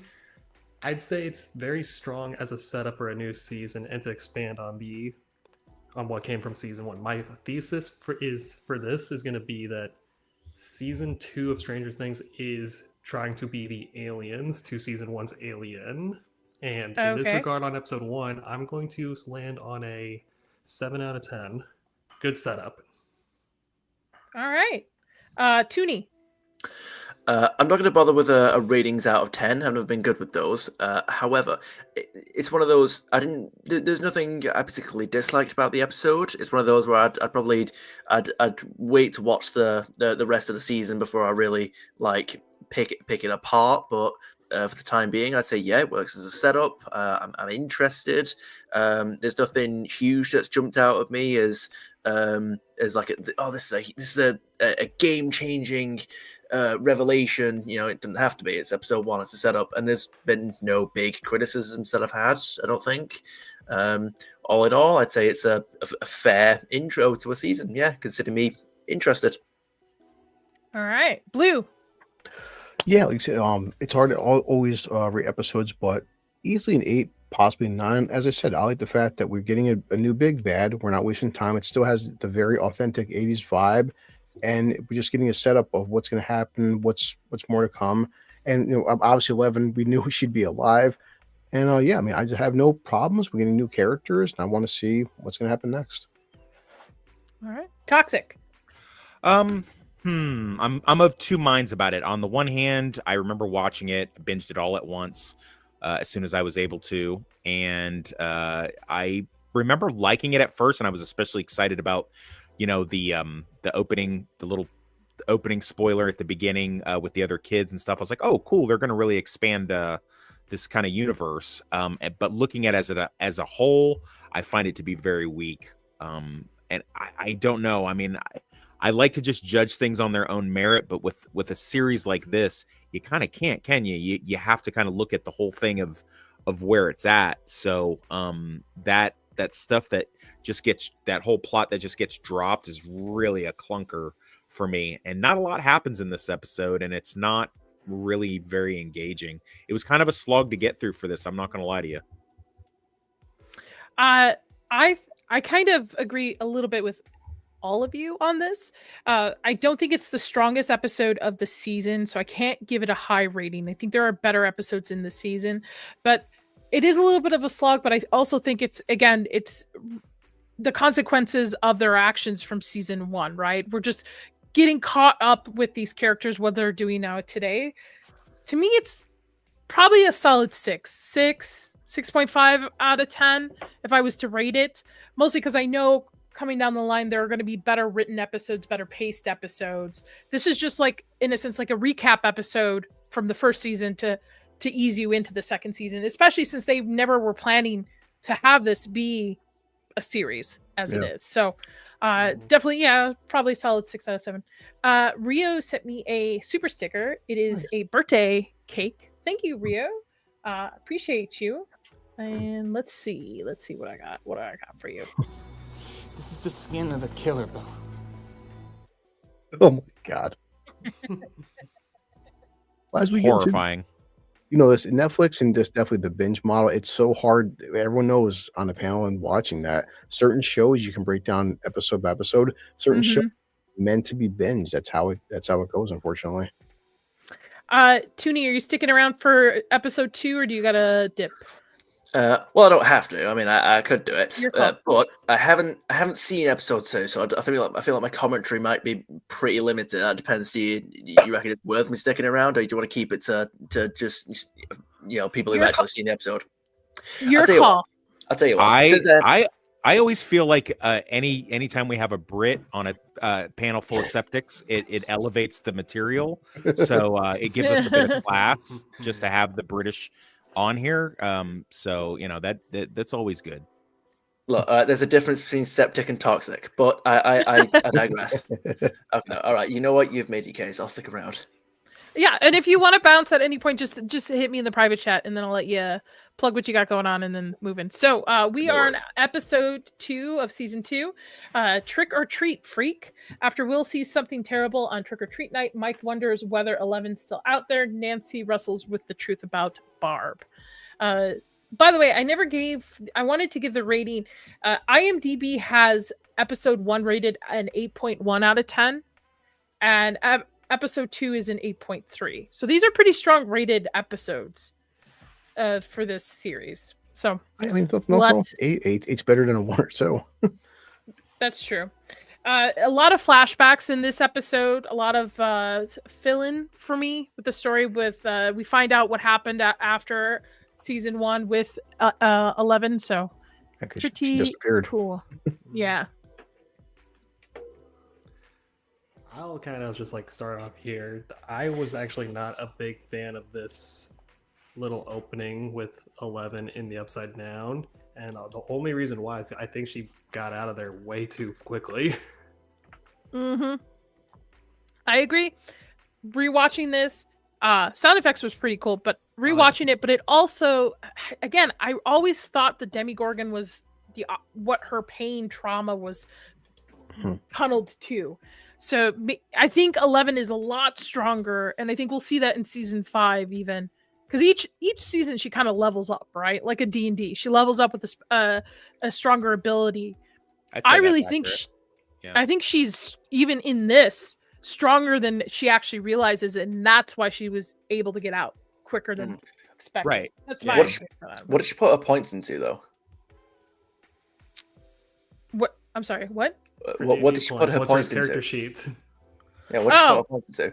It's probably... What would be spells? Would that be wisdom? So she could be a wizard, intelligence, a sorcerer, a cleric. She would have to be either intelligence or wisdom based. Wisdom. Yeah. And maybe a little bit of charisma. Am I the only one on the panel who thinks that they sort of shit the bed by making her...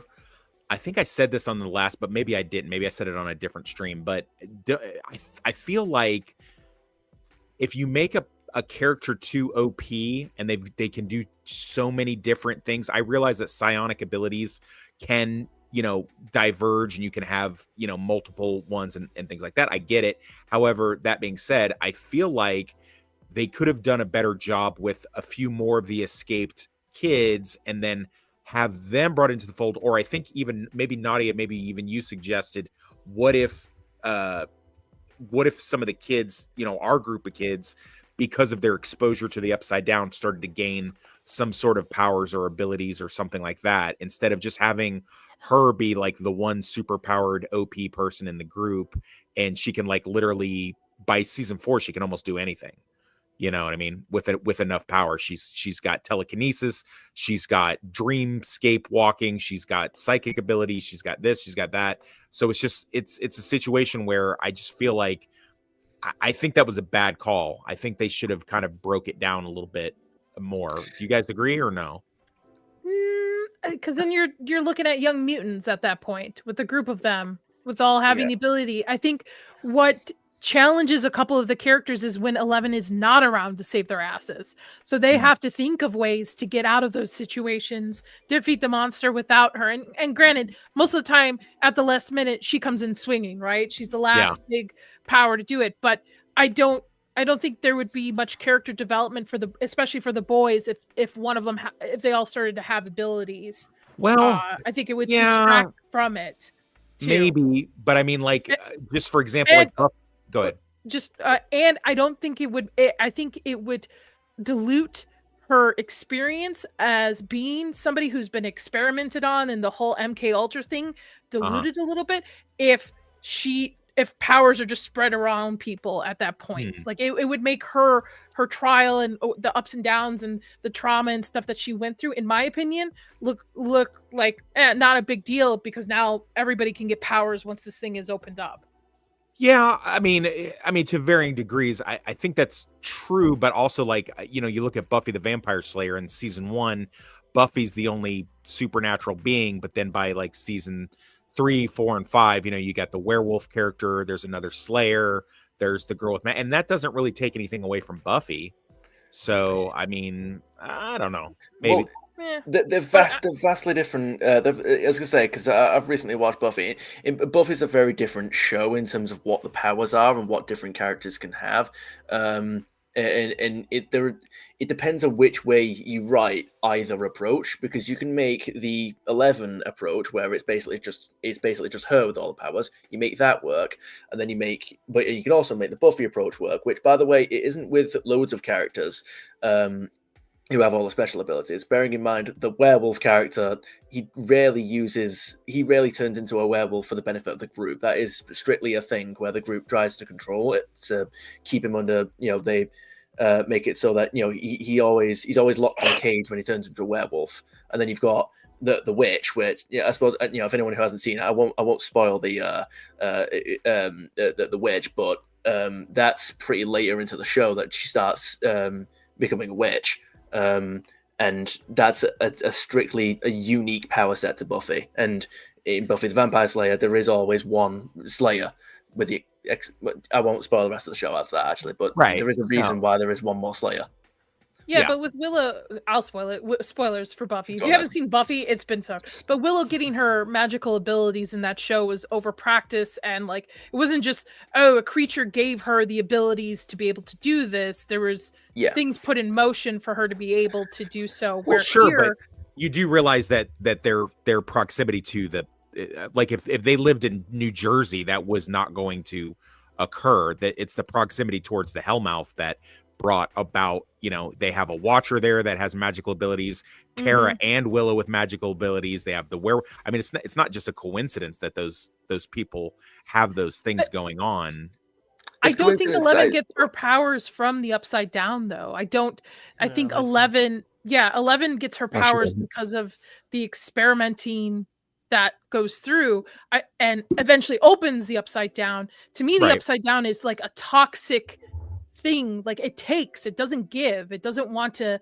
Wow, you just described me to a T. I love it. I mean it doesn't want to give no offense, if I was the Mind Flayer, I'm not going to give humans the abilities to have certain powers and then go up against them, right? It's, to me, it's always been something that's like a fungus, a black mold it's just looking to harm and take things rather than give. It's just my opinion, but it does also depend what kind of Mind Flayer villain we're going for. Are we going for the kind that's like an instinctual animal that only wants to kill? That only wants to kill. I do want to go back to something that Will said in his flashback in the first episode.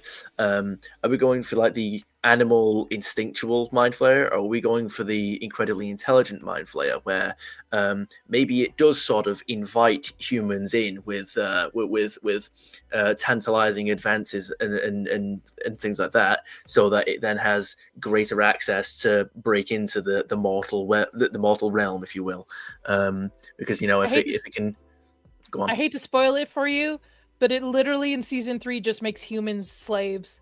That's it. It doesn't. It gets explained it gets explained in season 2 that it is in fact a hive mind. Yeah. And Will even says in the doctor's appointment where we got introduced to Dr. Owens that the presence that he felt that during the flashback, it just wants to kill everything. He wants to kill not just him or anyone, just everyone. So it is actually, and plus it is later on coordinating the demi-dogs. Spoilers. Yeah. So it is highly intelligent in the way that it approaches. Yeah. See, that was I was going to say domination. Yeah, I was going to say, because it depends on which way they want to go for it, animal or intelligent. If they're going to go for intelligent, then everyone works as it wants to kill everyone. That's fine. If they were going to go for the animal and instinctual evil, I was going to say, I feel like a better word than everyone would have been anything or anyone. It wants to kill because it's an animal. It doesn't care who, or it doesn't care about how many. It just wants to kill. And then we find out that he's not even the big bad. He's being run by another big baddie too. On top of it too. That's the thing I hate when shows do, when it keeps its escalation, but then it never ends. Toxic. If you just want a bunch of kids that have abilities, just read Stephen King's Institute. There you go. That's just Stranger Things, but with a bunch of kids having abilities. I kind of think that might be where I was going with that. I did try the Institute, but unfortunately, TDS creeps in there way too often. I had to put the book away.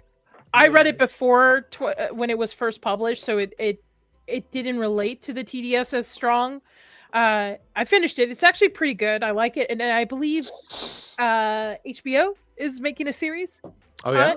So Yep. So, and they did a great job with The Outsider. So hopefully they'll do it again, that's just my random thoughts of the thing, especially looking at the context of this whole dropped plot line of the Indian dot not feather illusionist girl that potentially also escaped. I thought, I mean, they didn't necessarily have to drop it. It doesn't, hurt the story in and of itself in a vacuum, but it hurts the overall narrative a little bit. So if they were going to do that, there was better things for them to do. But again, and that's fine. Again, this you're right, brother. It's not Buffy. It's not a supernatural show in per se. It's more sci-fi horror than really supernatural stuff. These aren't like demons or anything like that. These are like science type stuff. Lovecraftian almost. Yeah. So yeah, and it's okay. Listen, not everyone's gonna like my theory. It's all good. We're nerds. Just finish reading The Institute. Finish reading The Institute. Yeah, I should. For you, I will. That's your birthday present this year. I'm gonna finish it. Thank you. There you go. So I kind of fast forward a little bit because this episode only has certain key moments, I believe, into it. Yeah. So we get the flashbacks with 11. She's escaped the Upside Down after defeating the Demogorgon. She ends up narrowly escaping government agents, and she retreats into the woods as well. So like in this scene, she goes to Mike's house.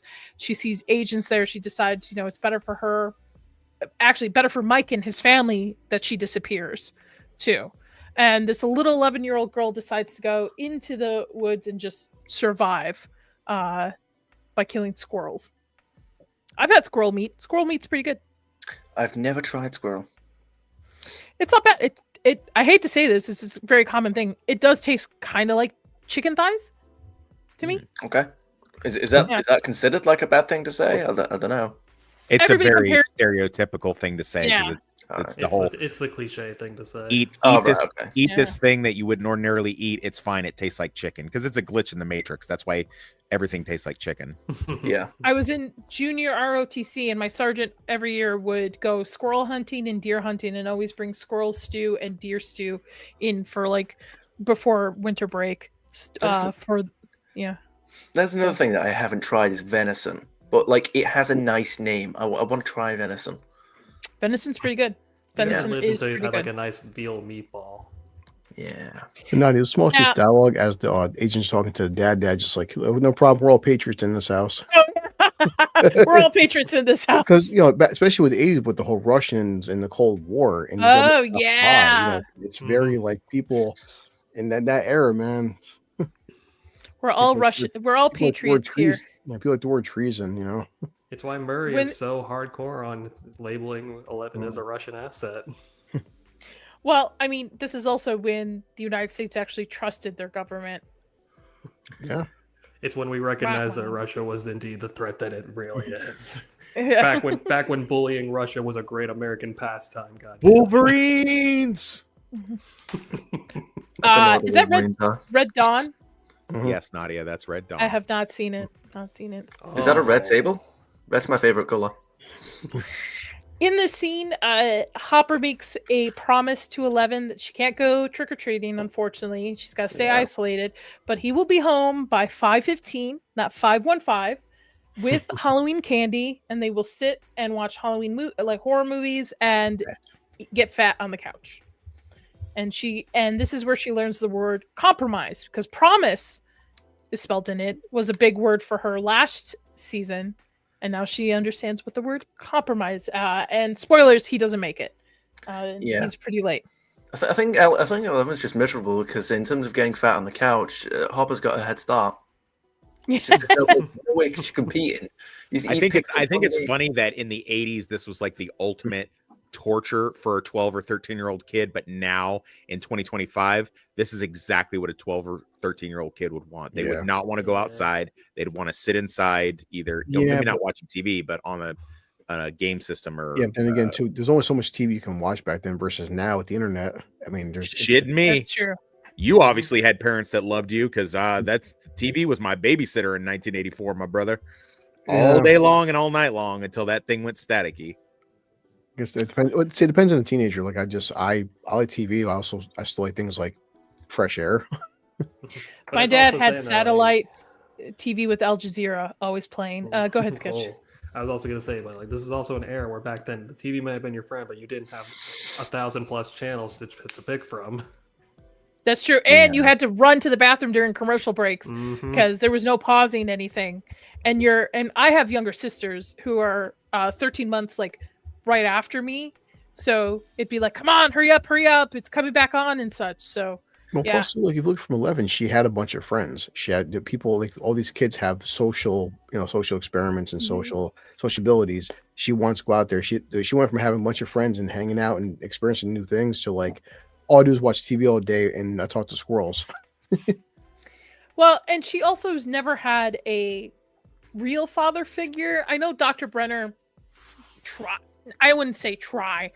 kind of manipulated her into that kind of relationship, where Hopper here is stern. Like, we have to have rules that you've got to stay hidden. I want to keep you safe. But he also understands she's a kid. There are things you got to compromise on, right? So and then Joyce freaking out that Will's taking a pee. These are pretty cool. I was looking at this when I was framing. I was like, those are dope proton packs. Those They put a are lot of good work job. into those. it's like foam, right? Cut out and glued together. I will tell you guys that I was obsessed in 1980 when I was a little younger than these kids, but I was obsessed with the Ghostbusters. I wanted to be a Ghostbuster so badly. I wanted a proton pack. I watched the cartoon as a kid.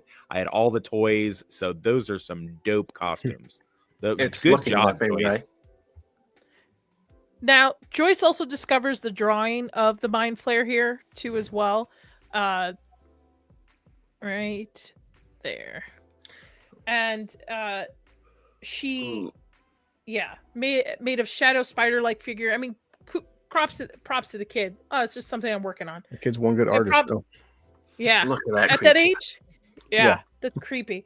Meanwhile, she calls Chief Hopper. I don't know why I have Chief Hopper. Meanwhile, Hopper is investigating more rotten pumpkin fields reported by the locals. So I liked this little montage of them all taking photos because So it 80s. reminded me of being a kid. Because we didn't I was still in this era where, mind you, I was in the Midwest, so we had to wear jackets over our costumes all the time. Yep, because it'd be too cold. It would it'd be snowing in Colorado in October sometimes, so you'd have to have a costume that was like three sizes larger to fit over your ski jacket. So we would have to wear the jacket over the costume, zipped up, and what's the point of wearing the costume if nobody can see the costume? That was the point. That was the joke. You were either going as like Frankenstein wearing a ski jacket, or your Frankenstein costume was 3 sizes too big, so you could fit the ski jacket underneath the Frankenstein costume. See, I'm from Florida, so like we never had to worry about that. Hey, guess what? BOOHOO. Vegas here. These kids are spoiled. And normally around October, it's 80 to 90 degrees at night. So they're able to just walk around. But I love this. I thought this was adorable. Man, it made me, my sisters and I, one year we dressed up as Wonder Woman, but we had the plastic face thing that would come with the costume. So, hello, DJ Play Nice. Like I said earlier, too, like, look, I want to see those pearls. Boy, his teeth are just there. So focusing on this season, he has teeth. Yeah. These are so no, a cat. I can't wait for them to make I can't wait for those teeth to make a noble sacrifice in season 5. Oh my god. Did you notice the cat looks just like the cat from Alien? Jonesy? Yes. Oh, really? It's Jonesy. Fuck that cat, man. I would have left that cat. Fuck that. Yikes. Hey, listen, I have cats and I have dogs. And cats are evil little shits. So Does that mean that Alien 3 isn't canon? Cats are awesome. Cats, I have a cat. She's gonna be 18 this year, I believe. Yeah, around 18. Cats don't like me. Cats don't like anybody. Okay. Alone. Cats tolerate people. And we get introduced to Lucas's sister as well. Yep. Yeah, she wasn't. You can't spell America without Erica. You're such a nerd. Oh, and poor Mike. Mike's like, do we have to do this? Take a picture. Yeah, thank you, DJ Play Nice. Fuck that cat. Oh Well, Mike's also got he's the one with the parent who's like, one more picture. I swear this last one. Actually, no, I gotta put the flash on again. Okay, say who you're gonna call. No. I don't wanna. Surprised he didn't say 11. I love this scene. We can't have two Gentlemen, Vegmans. in the somebody came dressed in the same costume as you with two Beckmans, and I love how Lucas is like, oh, you play Winston. I can't play Winston. Why? Because you're not black. Exactly what it is. Yeah. No You got offense, caught. Will. No offense, Lucas. It's the 80s. Like, you got. I'm sorry, man. Right. These are how kids are. To be fair, though, Yeah. also they're nerds, and no one else at the school would have caught it except for them. This is purely for their own benefit. Oh yeah, definitely. The bully does not care which Ghostbuster or your head is going in the toilet for a Yeah. swirly, no matter what. Oh, especially since the fact that they realize that they are the only ones in costume this year. Yeah. Mhm. Well, see, this is Lame. kind of this Lame. is like Toxic was saying. At that point, that's when you just like lean into it and you just role play as the Ghostbusters all day long. Yeah. All day. All You day. go You're- whole hog. I think you're cooler if you dressed up in Halloween costumes on Halloween. Well, that was the big Absolutely. thing. But yeah, I remember. Absolutely. But then back then though, if you did that, you get your ass kicked. Oh yeah, yeah. But that's why. No. Do you know what? Never mind. Well, by the 2000s, they managed to normalize it, where like at least half the student body was always in like a costume through middle Well, school. It's been especially I don't know, maybe the past 5 years, 6 years. But there's something people said about when something becomes too popular. Now it loses its what makes it special. Yeah. Yeah. D&D. What else? Any video games now? People. Yeah, and Just that's been the gaming in biggest problem general. with Marvel when the MCU. It's Marvel. just it's become poisoned and tainted because now once it starts becoming too popular, now people want to start in the wrong type of politics and messages. And there's something wholesome just about dressing up. Now it's like nowadays, hey, there's new TikTok, new social media, and just go out and hang out with your friends and have a good time. They've got no idea which audience to appeal to because Yeah. there's just everyone. Well, the That's the problem is problem. they're trying to appeal to the 1% instead of the 99% who actually want like things that follow the source material. So, for example, and I'm still going to check it out. I'm a big Harry Potter nerd. I'm a huge Harry Potter nerd. I've got a huge collection here. For my birthday, I Oh, bought the boy. Hogwarts Lego castle, and they casted Snape as a black man. No shade to him Oh, boy. whatsoever. And everybody's up and roar. But the whole point of it, because the movies themselves only hold about maybe 40% of the books, 50% books. There's a Definitely, lot yeah. missing. The Yeah. whole point, fans were like, "Oh, you're going to make a like Accurate. story accurate, like to the source material. We're gonna Yeah. we'll buy all this merch. We're gonna be tuned in."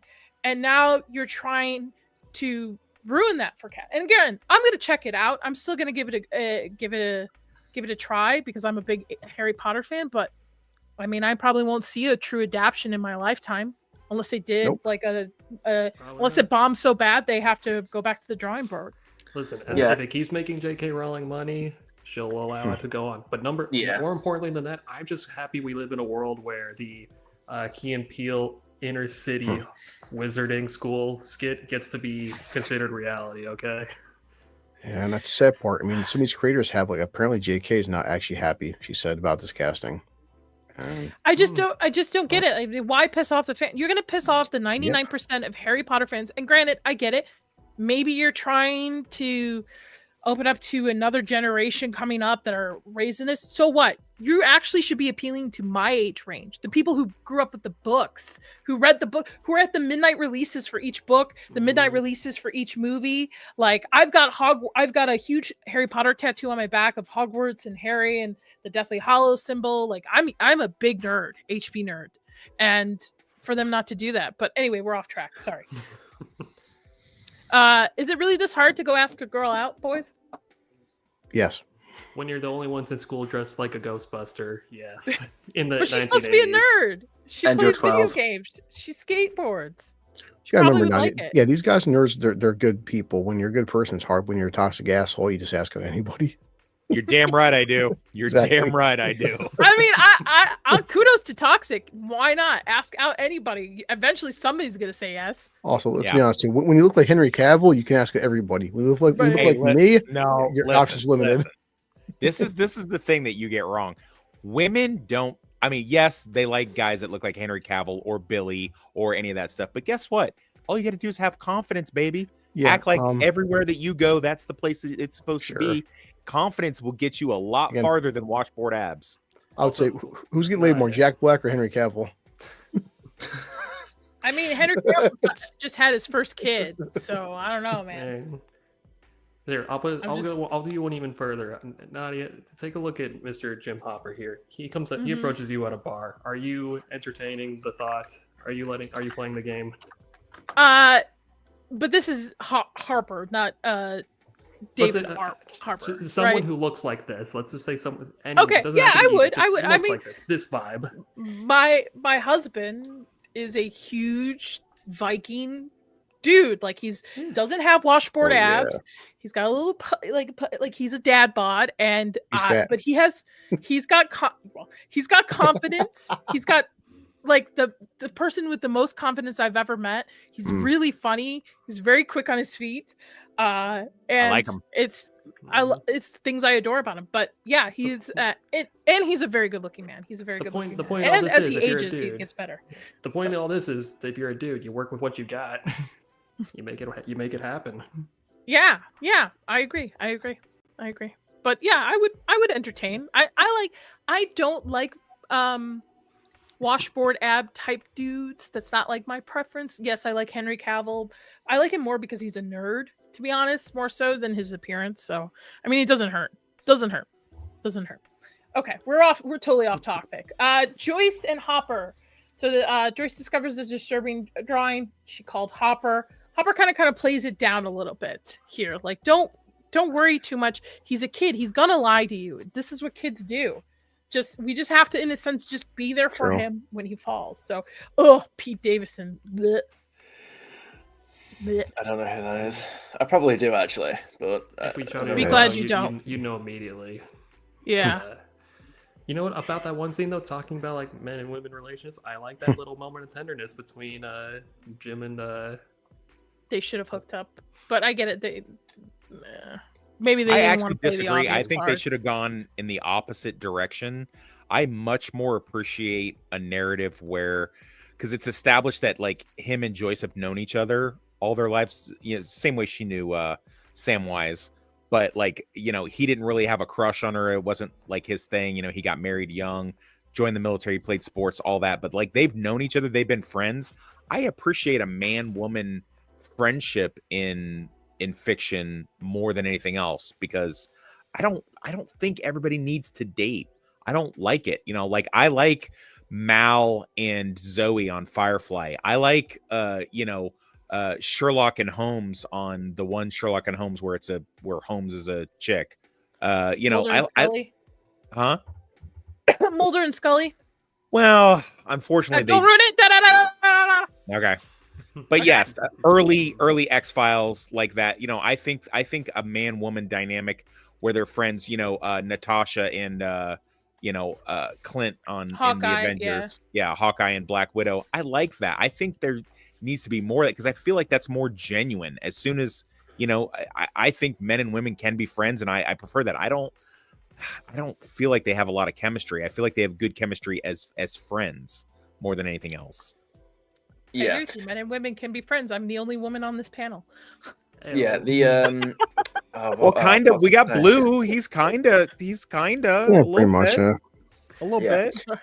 I'd say the best character dynamics that result in people trying to ship characters, like the way you get character dynamics like Jim and Joyce, which is kind of weird saying their names like that now that I've said that.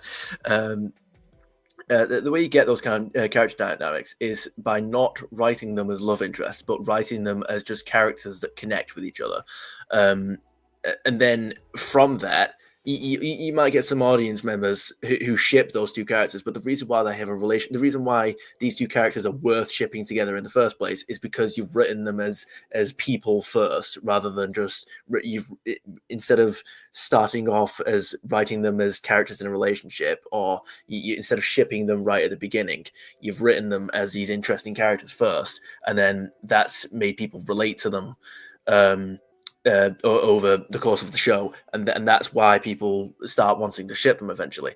That doesn't mean that's not me saying, by the way, that they should end up together. It's just that's why these characters are like the ship characters, Right.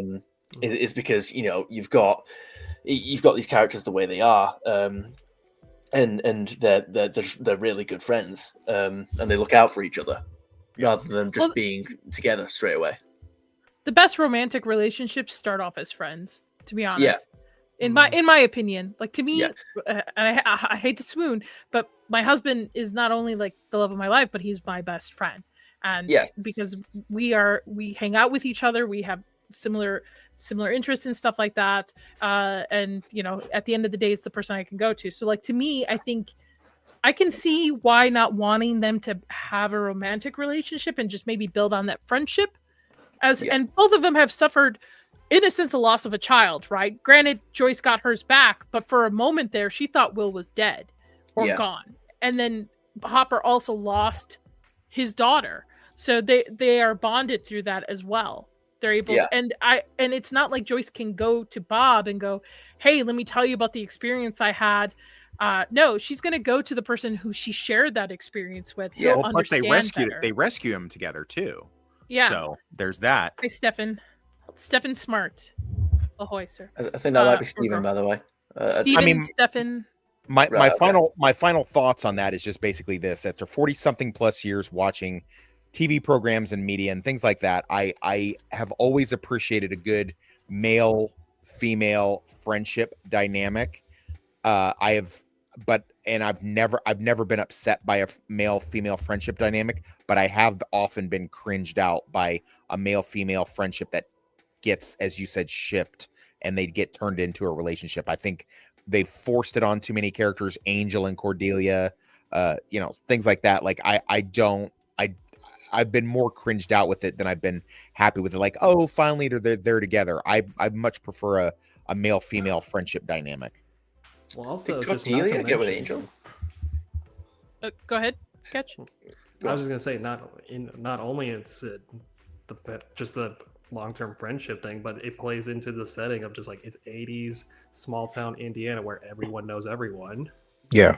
It's like you have a built-in setting explanation for why they have such a long history together that doesn't run counter to suspension of disbelief that they would know each other like that.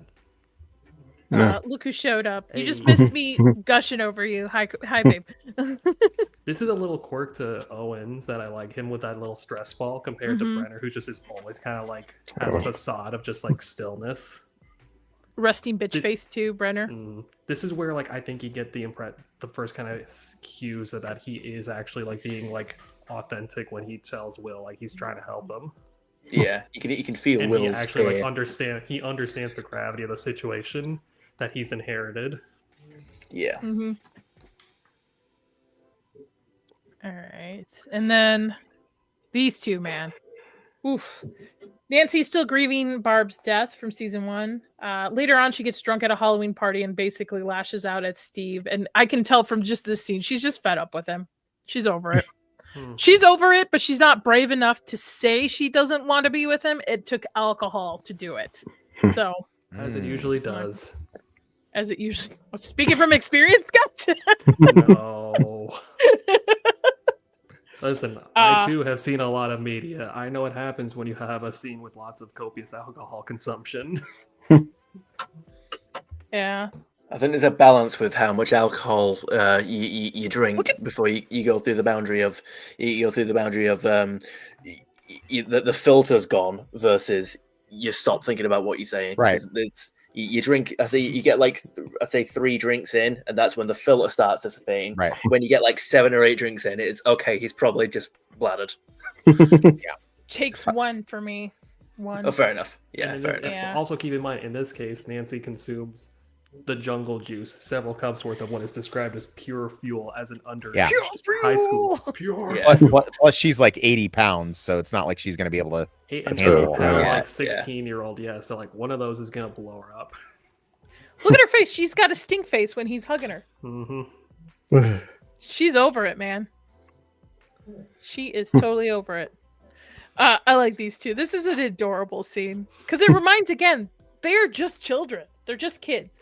Yeah, they went through this traumatic event with alien, like the supernatural ability. But yeah, they're just at the end, they're just teenage boys growing up and they finally found a girl they're interested in.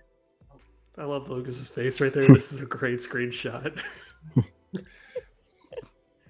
I feel like And they're Lucas always inviting- has. Go on. No, go ahead. Go ahead. I was gonna say, I feel like Lucas always has very like he has very similar expressions throughout most of the show. You know, he's got like a selection of expressions, and they're always like the most expressive / iconic. It's like that smile that you just click through. It was you got a screenshot that smile. That's a perfect smile. And they invited her to go trick or treating with them. Good move on them, man. That's Yeah. some. See, gentlemen, you just gotta ask. You literally just. What's the worst? She says no, and then you're back to square one. What if she says yes? You just gotta ask, guys. Just ask. Just ask once. By the way, don't ask multiple times. Just ask once, okay? Yeah, you gotta specify that. Yeah. Don't become a stalker. I don't support that. But yeah, if she likes you, she's gonna say yes, or even if she's curious about it too. Oh, and I love your fact about the Terminator last episode, and then it's being played here on TV too as well. The trailer for it. Yep. Yeah. Yeah, that was pretty cool. Well, I wish I could just click my head and just turn the TV back in the day. Instead, you had to like, okay, it's your turn to get up and go turn the dial, and Maybe one of these days when everyone has an Elon Musk Starlink chip in their brain, and you can just like basically have like a clapper built into your noggin for your whole house, you can do it then.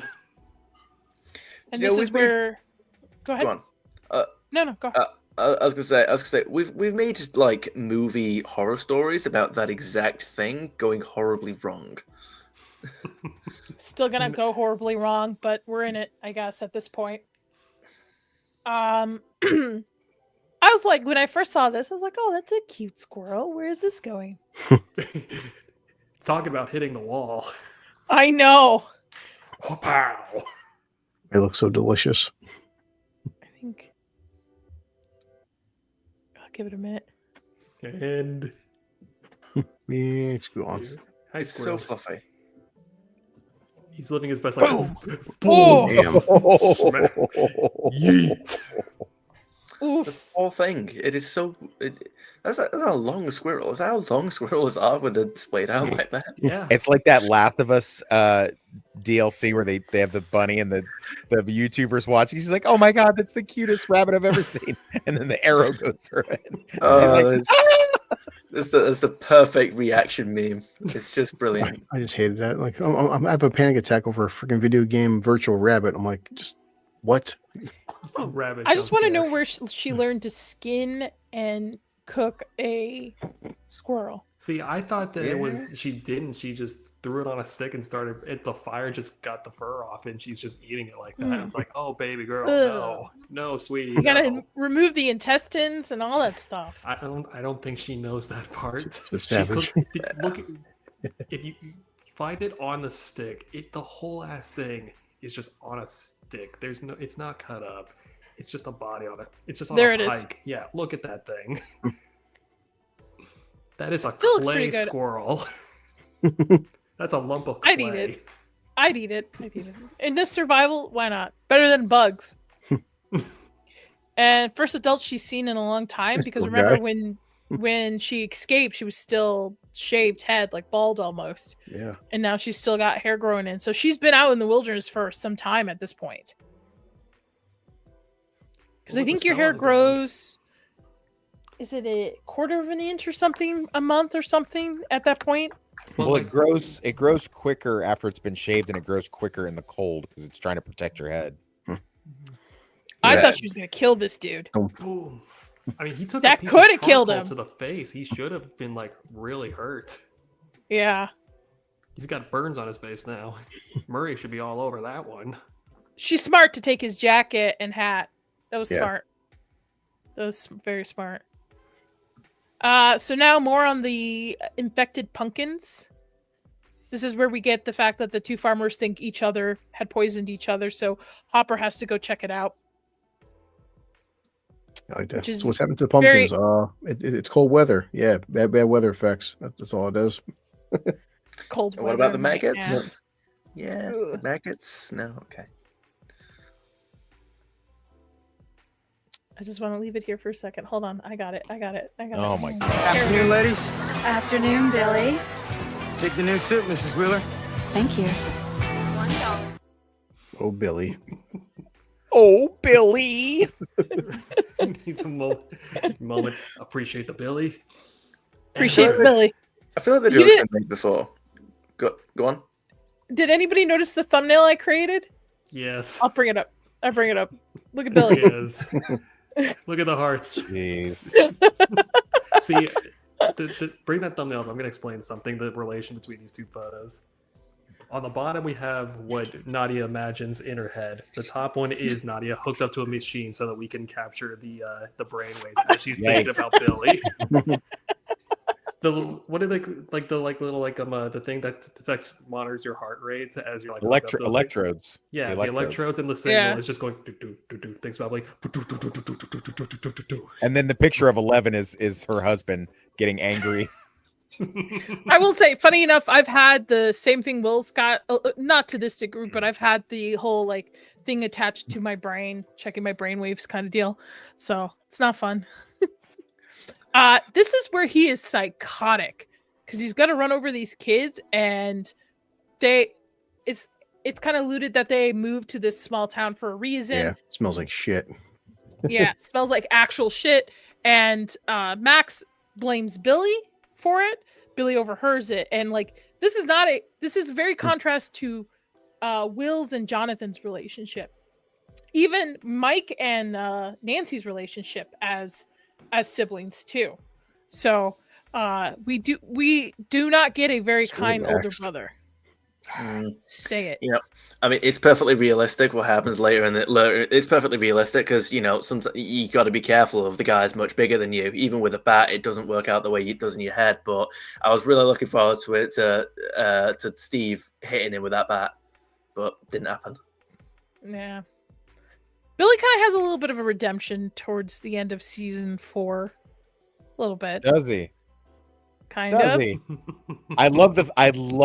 Look, you guys, are you guys paying attention? I love how she's able to headcanon that Billy has Is a that what- redemption, but Max does not. She definitely questions Max's redemption. But Yeah, Billy, facts. I'm gonna Also- run over children with my fucking I was car. gonna say redemption. Also- I the think beach that, car. listen. Have you seen teenagers nowadays? I'm just saying. Yes. Sometimes I'm not condoning it. Nobody should run anybody over. But I've got younger siblings that are sometimes I just want to throw them out of the car. Dude, the best Oh, okay. the Listen, we're best not- thing that happened to Billy's character, if this was a real person, it's literally the best thing that he gets off in season 3. That's like what else was he gonna do? Go to the trailer park and make meth? Like what was he gonna, go through a succession of wife beatings and restraining orders?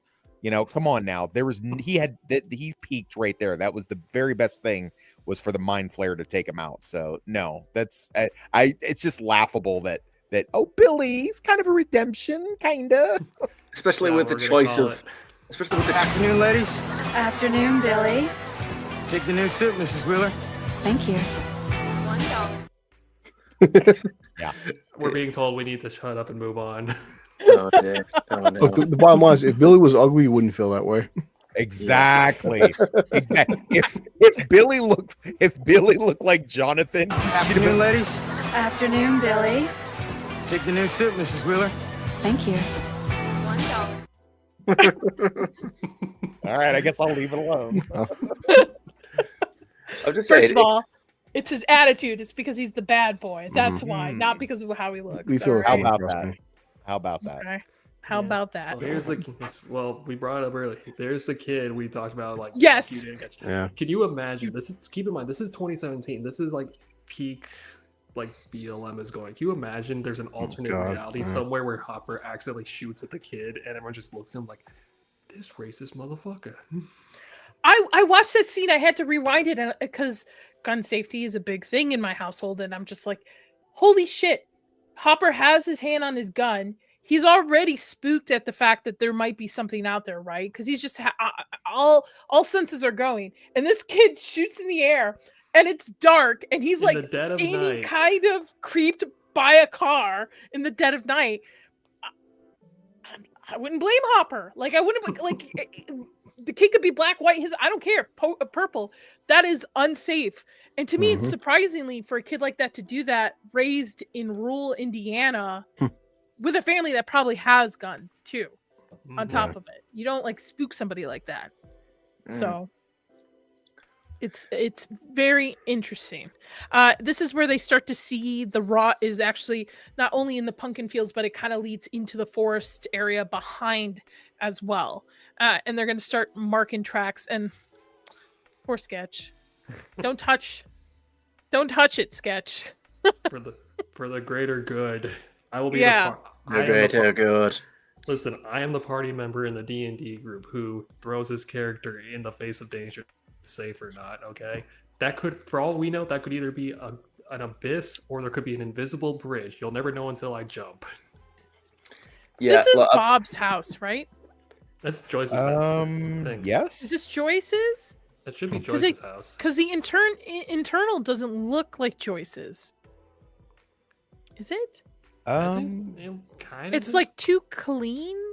Maybe it is. I think the implication is that like they like patched it up, but in the year between the seasons, because a lot of the art in like the hallway does look like Joyce's. Yeah, I'm house. sure Bob put in a lot of housework before she consented to go out on a date with him. It was probably like many days of him coming over and fixing stuff before she was like, "All right, we can go out on a date. We can go to Sizzler." We're going to Bucky's. Go to Buses. Buc-ee's. Going to buses? I do like too naughty when Hopper's touching the tree, like whatever kind of makeup or special effects they use, but just like, it's all slimy and gross. And I mean, they could have used real maggots. I don't see they would, but I was thinking about it because I was watching another effect. I'm like, maybe whatever kind of gel substance that is the sludge of it moves down the tree, so they place the fake maggots so it looks like they're kind of moving. If you place a lot of them, that's what I would assume, but I don't know. I was supposed to have a special effects guy on Tuesday, but he had to cancel for me because he got pulled to set. So I'm like, you got to go make your bread, man. I'm not I love this. As an older sister, I would do this. I'd be like, okay, you know what? We won't tell mom. Go hang out with your friends, but you be back here at 9:00 and I'll pick you up. So you get a little bit of space. So I get it. I like the Reagan sign outside of the Wheeler house. Well, I mean, if this is like Halloween '84, yeah, Election Day is literally like 2 weeks away. Yeah. Based. Okay, moving on.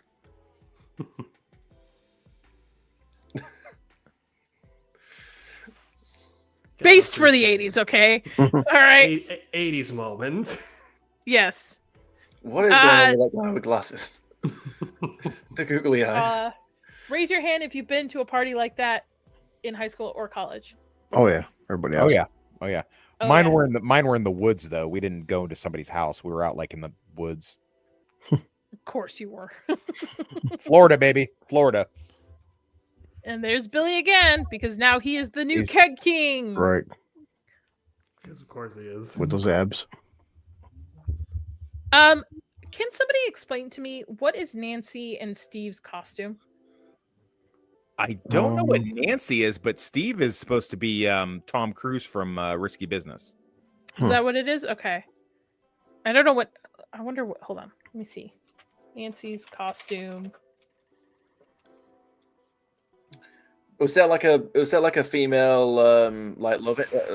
Was there a love interest in whatever that film was that Tom Cruise? Kinda, but Nancy certainly doesn't qualify for that. I mean, I love Nancy to death, but she ain't. Oh, it is from Risky Business. She's Lana from the 1983 comedy. Oh God, that's not. Sorry, Nancy, but no. I've never seen Risky Business, so isn't she supposed to be a prostitute? Yeah, Lana is Rebecca De Mornay. So if you don't know who Rebecca De Mornay is, she's a total blonde bombshell smoke show. Oh, this is pre-COVID, guys. Everybody just doesn't care where they're drinking from, where they're coughing over. Yep. Trash. I remember trash bins with garbage bags of like downing it. alcohol in them, and you just like, yeah. Honestly, the pure fuel comment is I'm looking forward to that when I watch the episode again. It's how much alcohol's in that fucking bowl. Yes. All COVID germs. Ugh. To have an 18-year-old immune system again, man, that'd be awesome. Pretty safe here for Joyce with Bob. Goodbye. Interesting that Bob is dressed up as Dracula and it's Winona Ryder. That's a pretty cute thing. And I just realized this is the season that my husband started Stranger Things, by the way. He's never seen season 1, even with my rewatch. He still refuses. So this is his introduction to the series. Oh, that's interesting. Mm-hmm. Yep. And then, of course, she's dressed up as Michael Myers. Because of course she is. Yeah. Yeah. You gotta keep the alliteration going. Yeah. Oh, I thought it was because you wanted to kill a brother. Okay, this is where we start to get this is where we start to get the moments of like where I think Mike's character starts to go downhill with him being a little pouty about Max joining. Max If I have a girl in the group. It's like it's supposed to be a dictatorship, not a democracy. My thing is like, are you the only one that's allowed to have a girlfriend? You can obviously see two of your friends like this chick. I don't know. This is the magazine I was talking about. So see how gumpy it is? And then like they're not really moving, but they're kind of sliding down. So that's why I think it's like a gump that they're kind of glued on, and it's just slowly. It's not possible that it's CGI, just bad CGI. It could be, but it looks pretty good to be CGI, to be honest. It doesn't look bad. So that's why I think it's more practical effects here. I just know that when they have I know when they have bugs on movie sets, I know they have to have a bug wrangler, so I just don't even know if that'd be worth the effort. That's why I think they're fake. That's why I think. Yeah, because I'm watching again, Nadia. It's like when Hopper puts the flashlight, none of them are moving. They're all stationary. No, but they kind of move down a little bit. They're kind of sliding down a little bit. So that's why I think they're fake magnets on a like. Back in the day, special effects, we used to use KY jelly for this kind of stuff, but some kind of substance like that, like a gel that would just slide down slowly and move. That's just my assumption because I feel like CGI would be a waste of money for this. Yeah, because even at the base of the tree when he bends down and like he puts the flag right there, all of them they're all just stationary. Yeah, so I think it's fake. Pumpkins. Good call. Yeah, it's what makes this so scary is because Hopper, it's not just now affecting one farm, now it's another farm. So whatever this shit is, it's spreading. It's terrible. This might have given away too much early on, but I really was half expecting when in the scene where he puts the flag into the ground when he walks away, the flag just gets sucked under the ground while he's not looking. That would have been interesting. I can see that. I put the volume on because of this kid. Damn. How he did not draw his gun, especially ex-military, right? He's ex-military. Bro, it would have been. Oh, that kid is smoked. Yeah, or shit his pants, literally. Yeah. Hopper definitely would have been utilizing his qualified immunity after this. Yeah, Jesus. I'm like, that is like the worst thing you could do to somebody who's on edge, who has a gun in his hand, who's looking for something to jump off at him. So, and he gives the kid $5 for his Halloween candy, which I thought was pretty cute because he realizes at this moment he's late. It's past 5:15. I know the music shift too. The music is really synthesized and it's got that old 80s like dun dun dun dun dun. Chalk another W up for the music team. Yeah, the music is really good in this scene. I really enjoy a good soundtrack. When you get the chance, go listen to this season's soundtrack on Spotify. It's really good. Just in a vacuum. He's like, no way. I'll give you $5. now? $5 back in the 80s is a About to lot, say, man. $5. For a kid. That's like $50 right now. That's a month's worth of allowance for an 80s Yeah.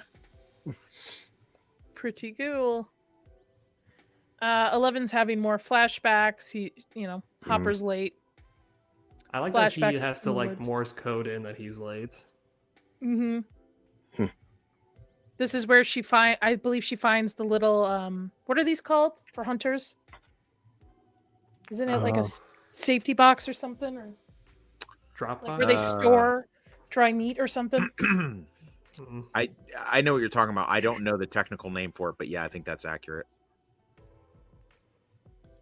I know my stuff. Yeah. I've actually, believe it or not, I've never been hunting. I've never been hunting, but my dad has gone, and For animals. yes. But my dad, so I'm going to derail for a second.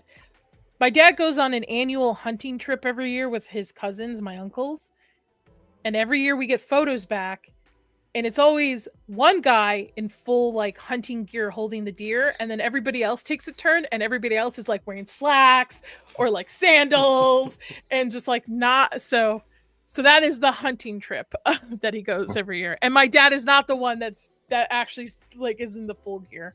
So yeah. I will say, as much as Mike has been a little bit of a turd, he's a pretty good friend to Will. Like, he's very protective of Will throughout this. Like, Mike seems to be really the only one interested in what's going on with Will, where Dustin and Lucas is more focused on Max so far in this season. Yeah. I mean, you just can't keep track of Will, is he? I mean, he's hopping through dimensions every time you turn your back. You got to keep an eye on him. Oh, look at that thing! The thing is massive. I like the fact that when it rises like this, it has like an atomic, like a mushroom cloud look to it as it's rising. Now, this was something that I always thought was interesting because it like rises up from over the horizon. So that made me think like it has like an origin point on the ground somewhere, and I want to know like what's at the base of this thing. Is this where it split in the last season, season 4? Hawkins is split in the ground. Good question. Could it be? Because I know that season 5 is supposed to take place where the town is split into basically two. Not to give away too much about how season 4 ends, but it does basically end with like both sides of like Hawkins on literally two sides of a gateway to hell. Yeah. Oh, such eerie thing. Think of this thing staring at you. Take some mushrooms, go look at the sky. I mean, I don't like mushrooms. We're supposed to have tornado warnings all throughout the weekend here, so maybe I will. Oh, and this is where Nancy also tells Steve she doesn't give a shit about him. Takes like 3 or 4 drinks in. And Steve is actually being a good boyfriend. He's like, let me take you home. You're too drunk. I didn't want you drinking. Like, he's actually being a good guy. And again, my husband, this is King Steve to him, the good guy, good Steve. The babysitter Steve, not And the how does Nancy react to a good guy being a good guy? Okay, let me tell you something. I'm putting him through his paces. I understand your point of view, Toxic, but to be honest, I think honestly it's the fact that if Steve had acknowledged Barb's death in any way, or had acknowledged the grief instead of fault. I got it. Okay. Overlooking it. I think she still would be interested in him. No accountability needed because she can blame Steve for her bad behavior. Afternoon, ladies. Afternoon, Billy. Take the new suit, Mrs. Wheeler. Thank you. I feel like that soundtrack is perfectly looped during that clip as well. I don't know what it is. It's just perfectly placed. That soundtrack is from soundtrack's from freaking Fast Times at Ridgemont High when the hot chick gets out of the pool. That's why they say that. Right. Okay. So it actually isn't. Wait, is it actually in the episode though? Yes, Yeah. it is. Yeah. Oh, right. Okay. All right. Fair enough. No, it's not bullshit, Nancy. No, you Yeah. are bull. Oh, hurt. Oh, I feel bad for Steve, man. You can see the hurt. He knows Yeah. it's over. This begins the downfall of Steve Harrington's writing. I don't think Yeah. that. I think this is when Steve learns to be the cool Steve that we love, the babysitter Steve that looks after the kiddos. I think this is what starts him on his hero journey. In Right, my I thought- opinion. Okay, I can agree with that. I thought you were going to say back to the cool Steve from the first season. I was like, No. what? Where he tried to pick No. a fight I with mean, Jonathan? You say, No. that. No. You say that, but as we point out in season 3 explicitly in the show, this man can't win a fight. But no offense, spoilers for season 4. She kind of circles back on him. I'm just saying. Yeah. I'm When saying. does she circle back on him? When he no longer is thinking about her and he's doing And- other stuff and has other things going on, then she wants him back again. Well, Interesting. Also Jonathan got moved to the other side of the country. Right. Yeah. Literally moved by the government. Are you telling Yeah. me is Steve a psyop to get with Nancy so the government moved Jonathan across the country to make it happen? Wow. That is a lot. That's a lot there. We have this, And it's we have who found brings the her Taylor home? Swift. It's Jonathan. I will say, dick move to leave your girlfriend at the party instead of just bringing her home. Yeah. Not dick enough for her to want to stay with him, though. I'm just saying, just dick move. You should have. I mean, I get it. She's drunk. She's being a little bit of an asshole, but you still should have brought her home. Is that asshole or not? I feel like when your girlfriend's drunk, you don't just leave her there at the party unconscious. Like when she's unconscious drunk, no, take her home. Yeah. By the way, is her parents not awake or home? And they just let Jonathan take her to her room and then just put her in bed. Just Yeah, it's one of those fast travel parents- moments. You don't question it. Well, you should question it, but yeah, they don't in the show. Parents are probably asleep. This is the era of the latchkey kids. They're sound asleep. Oh, and then we end with Hopper and 11. She took the TV into her room. That's some petty shit. He's had a long day. He's investigating these things. I get it. He made a promise, but he lost time. He still brought it's still playing. He still brought candy for her. He's sorry. He's apologizing. She still took the TV in the other room. Yeah, 11. Sorry, I'm late for dinner. I was investigating an alternate dimension. Yeah, but He she's a kid. She doesn't care. Yeah. But she uses the TV to go into, I don't know what they call it, the in-between, I guess, where it's dark, where she's able to see people and entities and beings. I don't think they have a name, actually, for this location. Not yet, no. Mm-mm. I mean, in between works as good as anything else, as far as that goes. Yeah. Yeah. Yep. Wouldn't It's a- surprise me it's if a the And she looks for Mike and actually communicates, because I think she actually does say Mike and he hears it through his walkie-talkie for a brief second there. Looks straight at her. Oh, young love. And I think that... Oh, no, we end. You end with Dustin. Dustin who finds a new friend. Which, to me, watching it the first time, I was excited because you're right, Blue. Like, these shows are meant to be binged, right? They release them, you binge it, so you kind of forget certain aspects. My whole thing is like, why the fuck is there a Demogorgon puppy in his garbage? Like, where has that ever been set up to it? Why Yeah. Dustin? Yeah. So I feel like it's That's- just sort of the idea of a Demogorgon puppy kind of normalizes the Demogorgons a little bit and the creatures of that realm.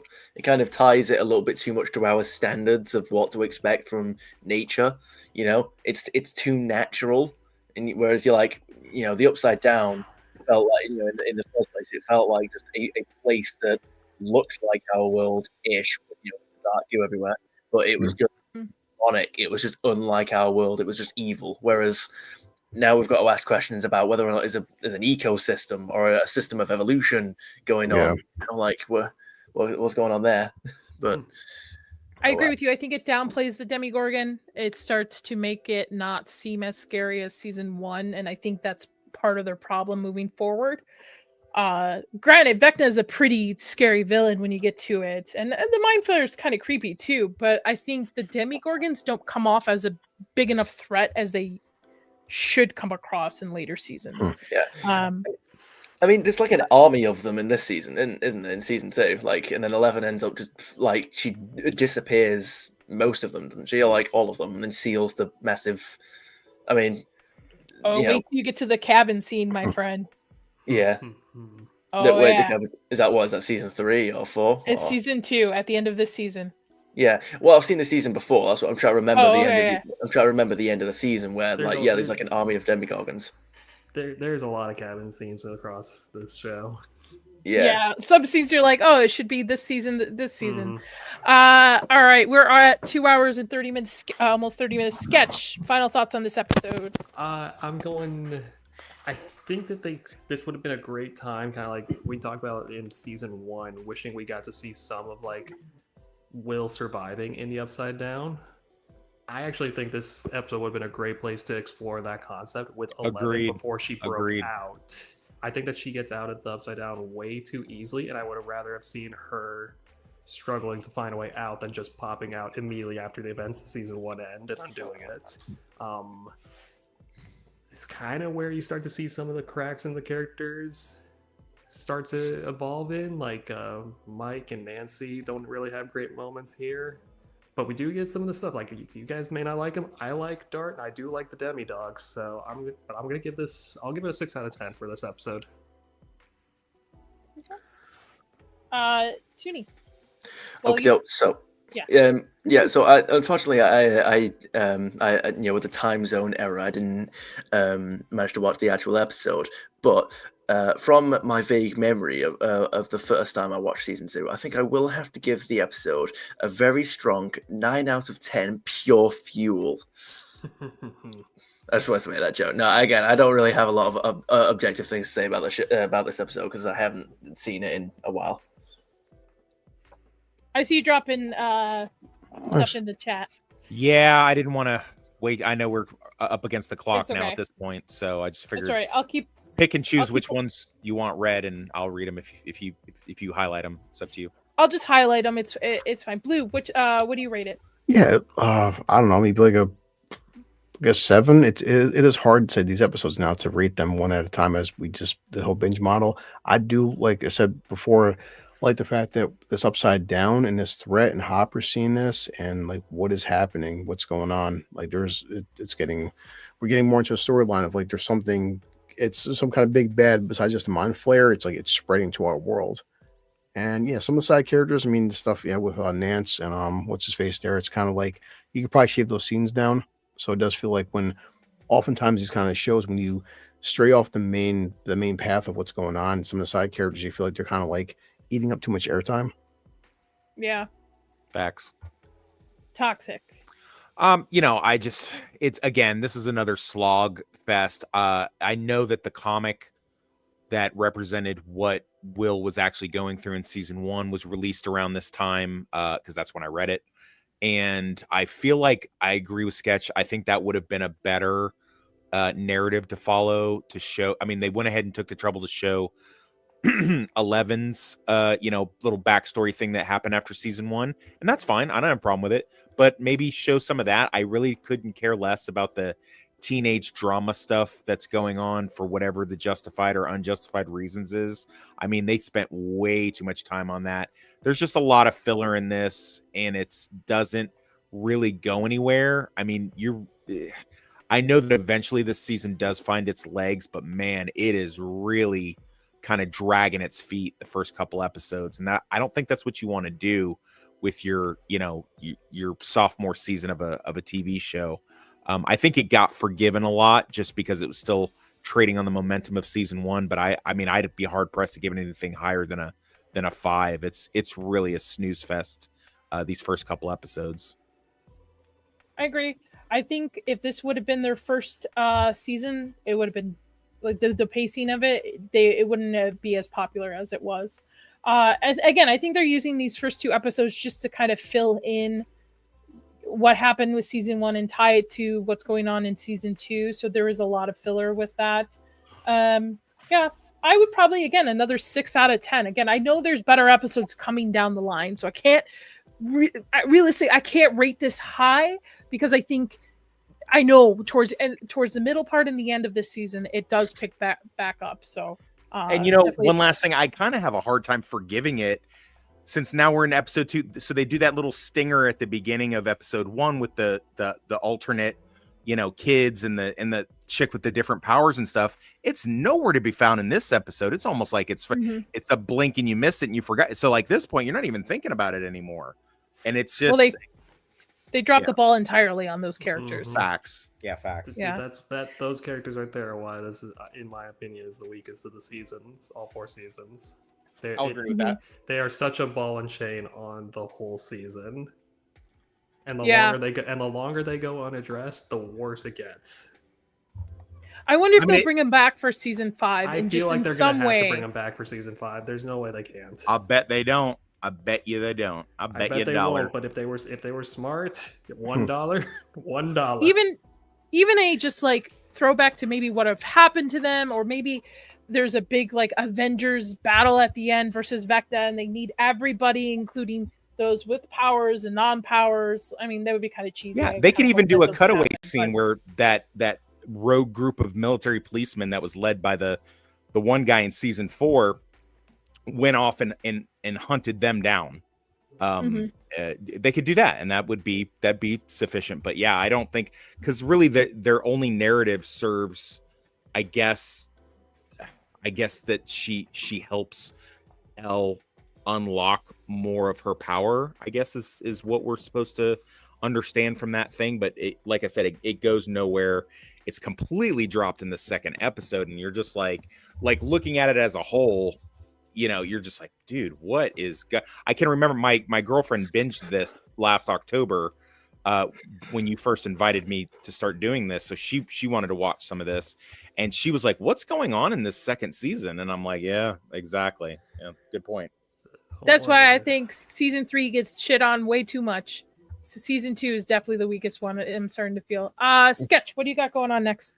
I got not much else to plug myself. I'm going back to editing. I got monsters to hunt and a life that I need to waste. Valid. I've got the meme saved on my phone for my girlfriend every time. It's like, Max, why did you stay awake till like 3 a.m.? I can just send the meme of the character in the game who just says, sheer carelessness, the sense of adventure got the better of me. I have only myself to blame. Don't send that to my husband. I'm going to send it to him. You better believe he's getting a copy of that. Tootie, what do you got going on? As before, my channel is a gaming channel. It is not particularly horror focused, except at, sorry, I'm a little bit tired. Except at the Spooktober era. I do make sure to play horror games around that time frame.